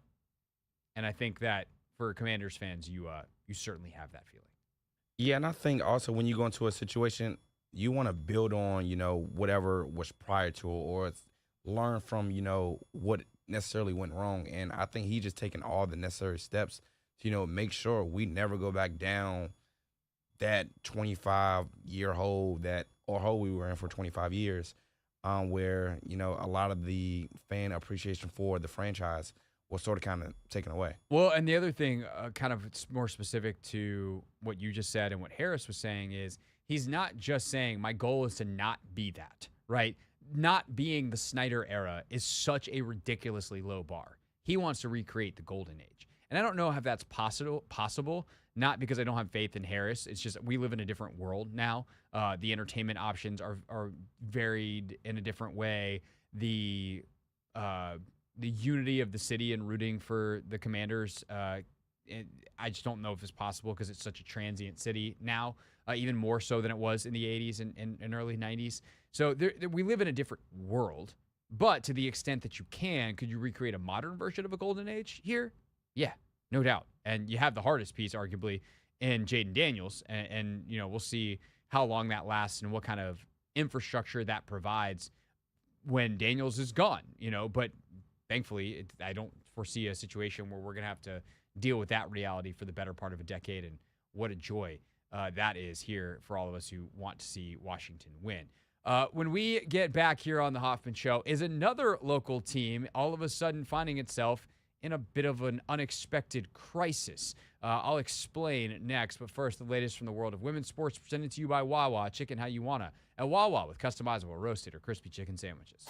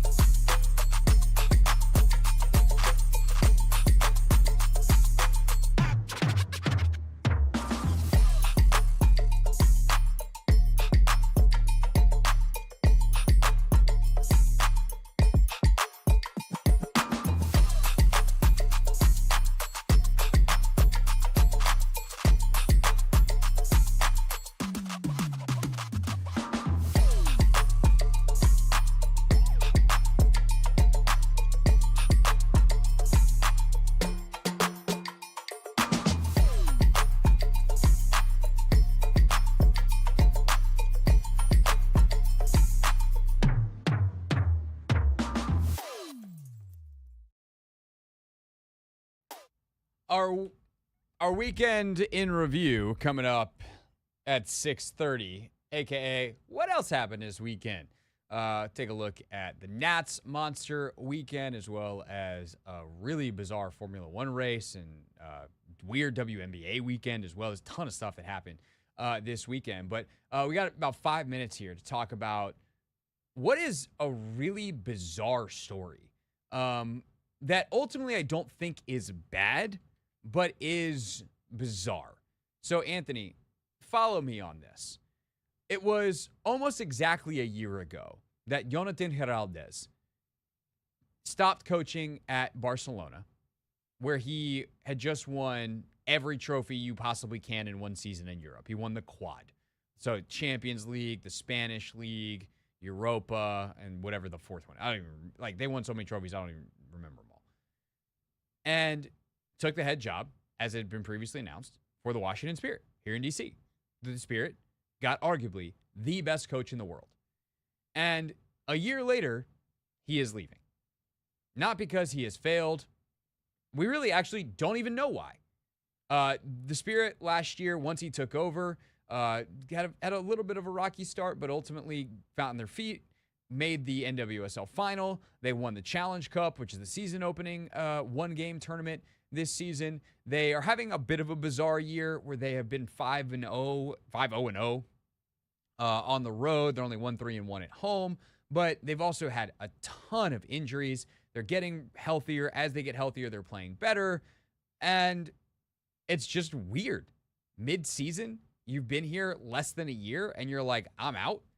And if that's not weird enough, he's going to OL Lyonnais, which is his former club. Barcelona's probably number one rival for Champions League in Europe.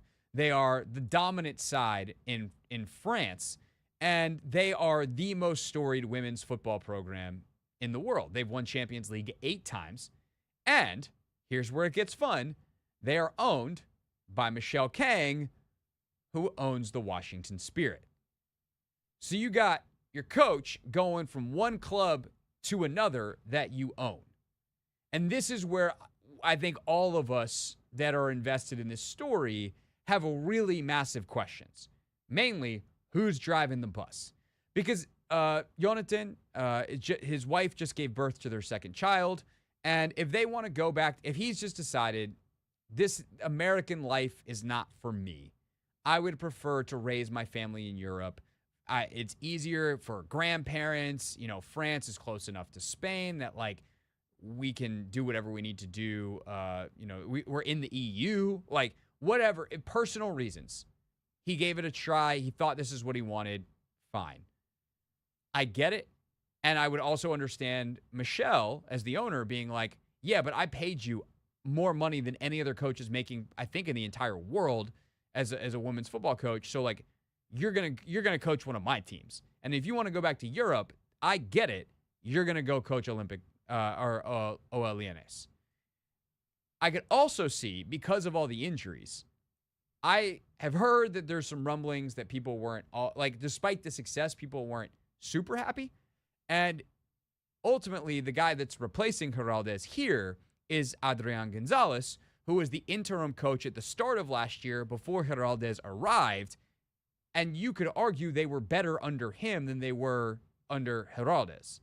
So if Adrian is going to be the long-term coach, you could make an argument this is better for both sides. That for the French club, Heraldez gets to go, and it's very similar to what he had at Barcelona. The games are not as hard necessarily week in and week out because you have the dominant side in your league. The NWSL is the most competitive league in the world. Every single weekend you could lose. That's just really not the case in these European leagues. They don't have the depth. And so how you practice and all that kind of stuff, it's more what he's used to. And that Adri might actually be the better NWSL coach. And while there are other repercussions, and we did a big emergency podcast on this on my women's soccer show on Friday.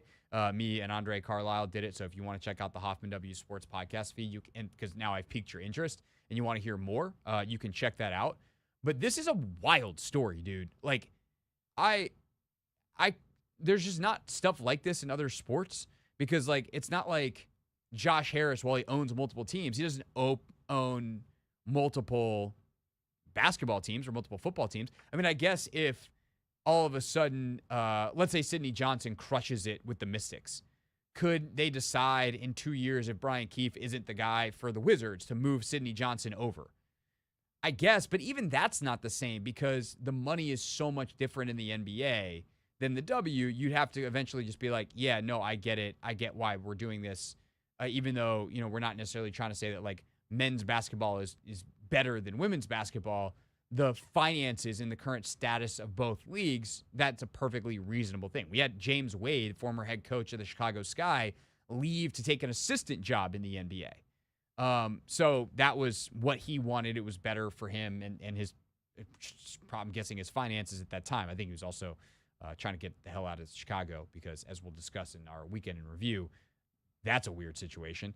But yeah, it's just a bizarre thing that is happening. And Geraldes is going to keep coaching until June 22nd, until there's like the NWSL summer break. And so this weekend, the Spirit hosts North Carolina. And I was talking about this with a couple of buddies today who are also Spirit season ticket holders. And I was like, do you think he's going to get booed? Because I kind of think Geraldes is going to get booed this weekend. I think they're going to boo their own. Like, I think he's going to get booed in his home stadium.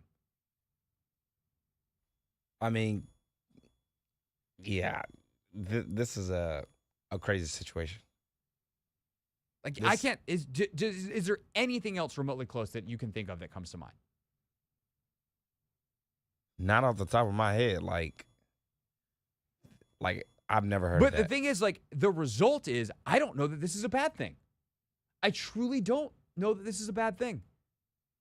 It's certainly not ideal in how it's going down. And, if you're a player who's like, I'm going to come because I want to play for Jonah, and now you're playing for someone else, that might cause you to look somewhere else and try to leave. Mm-hmm. So there could be further repercussions here, but I think Audrey's great. I'm excited to see him coach. If this helps the injuries, because maybe Audrey is a little more forgiving in how he approaches that, then phenomenal. I will be talking to U.S. Women's National Team Olympic gold medalist and Spirit outside back Casey Kruger about this tomorrow. So we'll have more on tomorrow's show / on Hoffman W Sports on YouTube. But yeah, wacky bit, man. Weird. And I think that the Spirit put out like statements and stuff today. I think there's going to be a lot more reporting and hopefully some more questions answered about who is driving this decision, because I think that will go a long way in answering like why it's happening in the first place. Anyway, that's a story that happened this weekend. What else happened this weekend? Our weekend in review next on the Hoffman Show.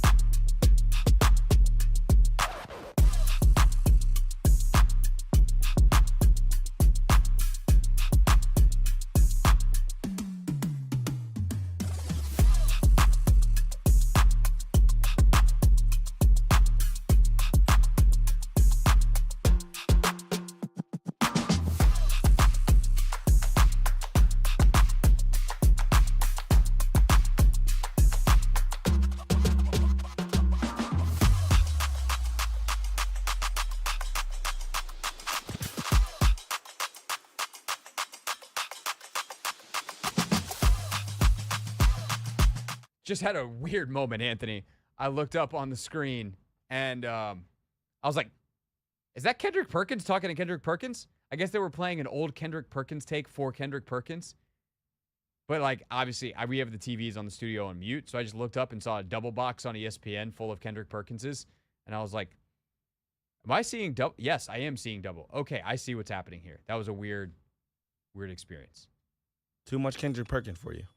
I mean, if I'm going to be honest, I think one Kendrick Perkins is too much for me, but that's definitely too many. Too much. This too much. All right, it's time for our weekend in review, brought to you by... Nobody, Craig. No. Nobody. Damn, you were quick on that trigger today. Sheesh. That's right. Nobody. Nationals.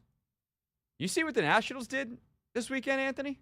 In the first inning, Yes, specifically. that was crazy. 10 runs. They scored a lot of runs on Saturday night. They scored 10, not just in the first inning, Anthony. They scored 10 before recording an out. Before recording an out. Yeah, that's ridiculous. Top of the first. Hit by pitch for C.J. Abrams. James Wood single to right. Lowe, double to left. Abrams scores. Garcia, double to center. Bell, hit by pitch. So far we got 2 runs on the board, 2 hit by pitches, 0 outs. Hassel, single to center. Ruiz, double to center. Garcia scored. Bell scored. Another double to right. Hassel scores. We got a pitching change. No outs, 7 in, 2 hit by pitches, 1 pitching change, 0 outs. And it's 7-0. 7-0. Not any better for the next pitcher. He comes in, gives up a double. Now we got 8 in, 1 on. That's all 9 players. C.J. Abrams is back up. Hit by pitch. Dude got hit by a pitch. C.J. Abrams got hit by a pitch twice in the inning before the other team recorded an out. It's ridiculous. One of my favorite things in sports television, back when I watched a lot more sports television, was when Tim Kurkjian would lose his mind about something ridiculous happening in baseball. And so I'm going to summon my inner Tim Kurkjian here for a second. That's the craziest thing that's ever happened. C.J. Abrams got hit twice. It's a little rusty, but you get the point. I don't think you could do that right now because you got hit in the throat playing football. I could not. Then James Wood singled to center. Lyle scores, Abrams to third. And then, finally, we got a strikeout. Nice. Yeah. And then we got a fielder's choice. So even one of the outs run scores. Then we got a walk, got infield single, and then a pop out. Yeah. So ran it up, though.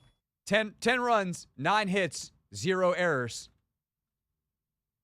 Nationals up 10-0 going to the bottom of the first. And we won that game, right? Yeah. They Just making sure. They did hold on to win 11-7. So they made it interesting, at least. Ish. I don't know if the game ever had like a tying run on type of situation. Yeah. And then because baseball is baseball, only in baseball could on Saturday you score 10 runs before you record it out, and then on Sunday you score 1. That was my Kirkjian again. Yeah, that's gonna need some work. Yeah, it's rusty. It's rusty. The Nats lost 3-1 on Sunday. Whoopsie daisies. 2 out of 3, I'll take it. Indeed. So the Nationals now sit 3 games under 500 on the year. By the way, in case you are wondering where that puts them in the wild card standings, it's still fairly deep. The Phillies at the top, they are at 36-23. The Padres are at 33-24. So the Nationals are 5 games back going into their series tomorrow.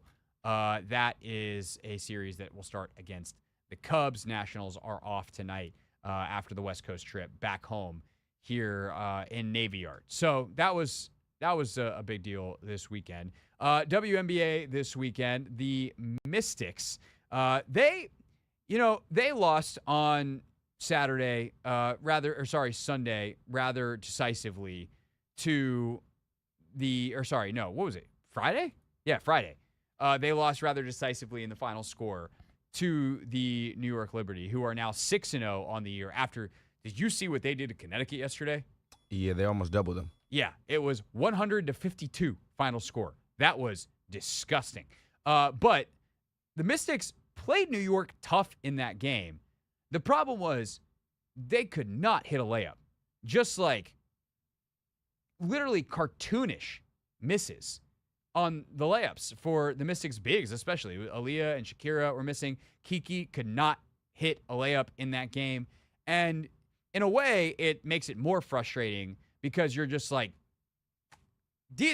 what are we doing? We can't hit a shot within 5 feet. We're getting good looks. Some of them are more challenging than others, but like ultimately these are pretty good looks. And you got Aaliyah Austin just 1 of 7 from the field, and I don't know how many shots she took outside of 5 feet. And on the other hand, it's like, you want to know what? Some days you have days like that, and the fact that possession in, possession out, if you take out the makes and misses, which are really important, but from like, did they compete with the Liberty, who are them and the Lynx are the best team in basketball? Yeah, like they were right there. They just needed to hit. They lost by what, like 20, and they smoked about 10 layups. So hit your layups, and we got a game. And I think long term, that is probably encouraging for the Mystics. I don't think that is positive spin, unless all of a sudden this is who they're going to be, make around the rim. Then, like, yeah, we got a problem. But if they can make layups, the way they're playing, I think it continues to be encouraging. And they have a really big opportunity because Indiana all of a sudden is struggling without Caitlin Clark. I thought they were going to be okay. They have not been okay without Clark. And in fact, they now are having to sign hardship players because more players are out. And that is who the Mystics play tomorrow night at 7:30 in their first Commissioner's Cup game. Yeah, again, I think we all came into the season knowing that the Mystics were going to be a tough out. I think before the season started, we knew the kind of players we had. So I think they're just going out there and competing. And that's really all you can ask for in a year where we lose Georgia Amore before, the season starts. And then also we have a whole bunch of we're just a super young team. So for sure. This is going to be an up and down year, but I think they've been fairly consistent with their performance level. And I think, I'm not privy to their internal metrics. I guarantee you their internal stuff probably looks pretty good. Now, they've got to get the other stuff that's more obvious in the long term to be a championship team. But I think we know, what did Jamila tell us on opening night? They have the most inexperienced roster, I think, in league history in terms of games played. So that's something. Chicago finally on the board, by the way. I mentioned this in passing earlier. Angel Reese and the Sky finally get on the board. They beat a Paige Beckers-less Dallas Wings 94-83 on Saturday. Reese, Angel's having a weird year, man. I think we mentioned this on the show last week. She's shooting 31% from the field. Yeah. I looked it up this morning. She's shooting 30% from inside 5 feet. Yep. On 9 attempts a game. It's not good. My thing is with Angel, when she gets the ball, sometimes, and you're taught this, go up strong. But sometimes she's surrounded by 3-4 people, and it's just you should just kick the ball out to That's been the narrative, right? Is the next step for her is, okay, you're this amazing offensive rebounder. Can you, instead of instinctually going back up and maybe rebounding 3 of your own misses and then still not getting in the bucket and shooting 30%, can you get the ball, sometimes go up if you've got the ability to do it quickly, but if not, kick the ball out and get open threes. Exactly. And especially for a team that struggles to generate a ton of offense, if they can get that going, they've got a shot. But yeah, Chicago's in a weird place. It's been a kind of a weird year in the W outside of New York and Minnesota, who are just running roughshod over everyone. Both teams undefeated. 6-0 for New York, 7-0 for Minnesota. They face Phoenix tomorrow night, who's had a good start of the year at 5-2. And then you also have Seattle, Dallas tomorrow night. Beckers, I believe, is still out for at least that game. But tomorrow night, 7 o'clock, right following us here on the Team 980, you will have Indiana hosting the Mystics as part of their Commissioner's Cup action. All right. That is what else happened this weekend outside. We gave you one wacky story this hour. Coming up next, real things, real people said in real microphones, and the other super wacky sports story of the weekend. One of the best athletes in the world lost his mind. We'll tell you about it next.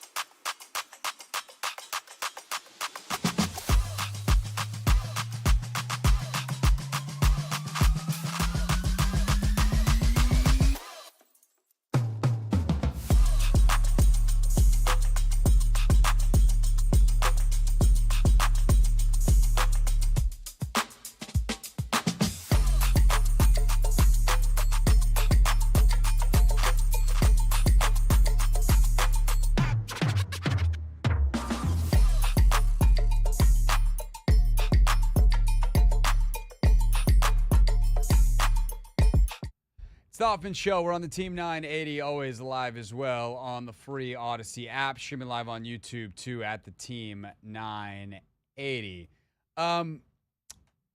Amazing Bo Jackson story coming up in a second for Real Things, Real People Said in Real Microphones. But first, final bit of what else happened this weekend, Anthony. You said, who did you say lost their mind? I hadn't told you yet. The answer is Max Verstappen, who is the best Formula One driver on the planet, but also the biggest front runner I can ever remember in sports. Someone who, when things are going well for him, you see like, oh, that dude is ridiculous. He's like, oh, it was a lovely drive out here. Well, this weekend, Max got kind of unlucky. He was running in third in the Spanish Grand Prix. There's a safety car because Kimi Antonelli's power unit went up in smoke. And all of a sudden, he was stuck with no good tires left. Everyone makes a pit stop. He's pissed at what his team did. He gets passed immediately on the restart. And then he almost gets passed again and claims he got run off the road. He didn't. He maintains a position, which is illegal. His team is like, give back the position. And it looks like, Anthony, he's going to oblige. And then decides at the last minute to have a bit of road rage and ram into the side of George Russell at what I think was close to 190 miles an hour. Oh, he's crazy. Yeah. Yeah. Actually, no, there's no way in the corner it was 190. Maybe it was 190 kilometers an hour. God damn. But still, it's like these cars are not slow. And aren't they small? Somewhat. They're incredibly safe considering the lack of damage that is done to these guys when they crash. Not that it's not none. There certainly are. But it's just like Max Verstappen actually does a lot of video game stuff. He when he's not in a real car, he's sim racing all the time. And he is the guy that throws the controller if he's losing. Like through the TV, breaks the system, breaks the TV. Except for he decided to do it in real life. And like, I think we've all in Mario Kart or a racing game, when we've gotten pissed off at what's happened, we've crashed another car for the sake of it. I certainly have. You just get mad, you crash the car, you restart the race. It's like you try to do that in real life. And it's like, bro, no, you're not sim racing right now. This is for real, for real. It was insane. He got penalized 10 seconds, which dropped him from 5th in the race to 10th, which is a massive deal. Cost his team. He also got 3 points on his license. So if he picks up picks up one more before the end of June, he will, because he's also done other bad stuff over the last year, he will be banned for a race. So it's just sad, man. Like, you got one of the greatest competitors on the planet who just can't keep it together and acts like a petulant child when things don't go his way. When you were so unlikable.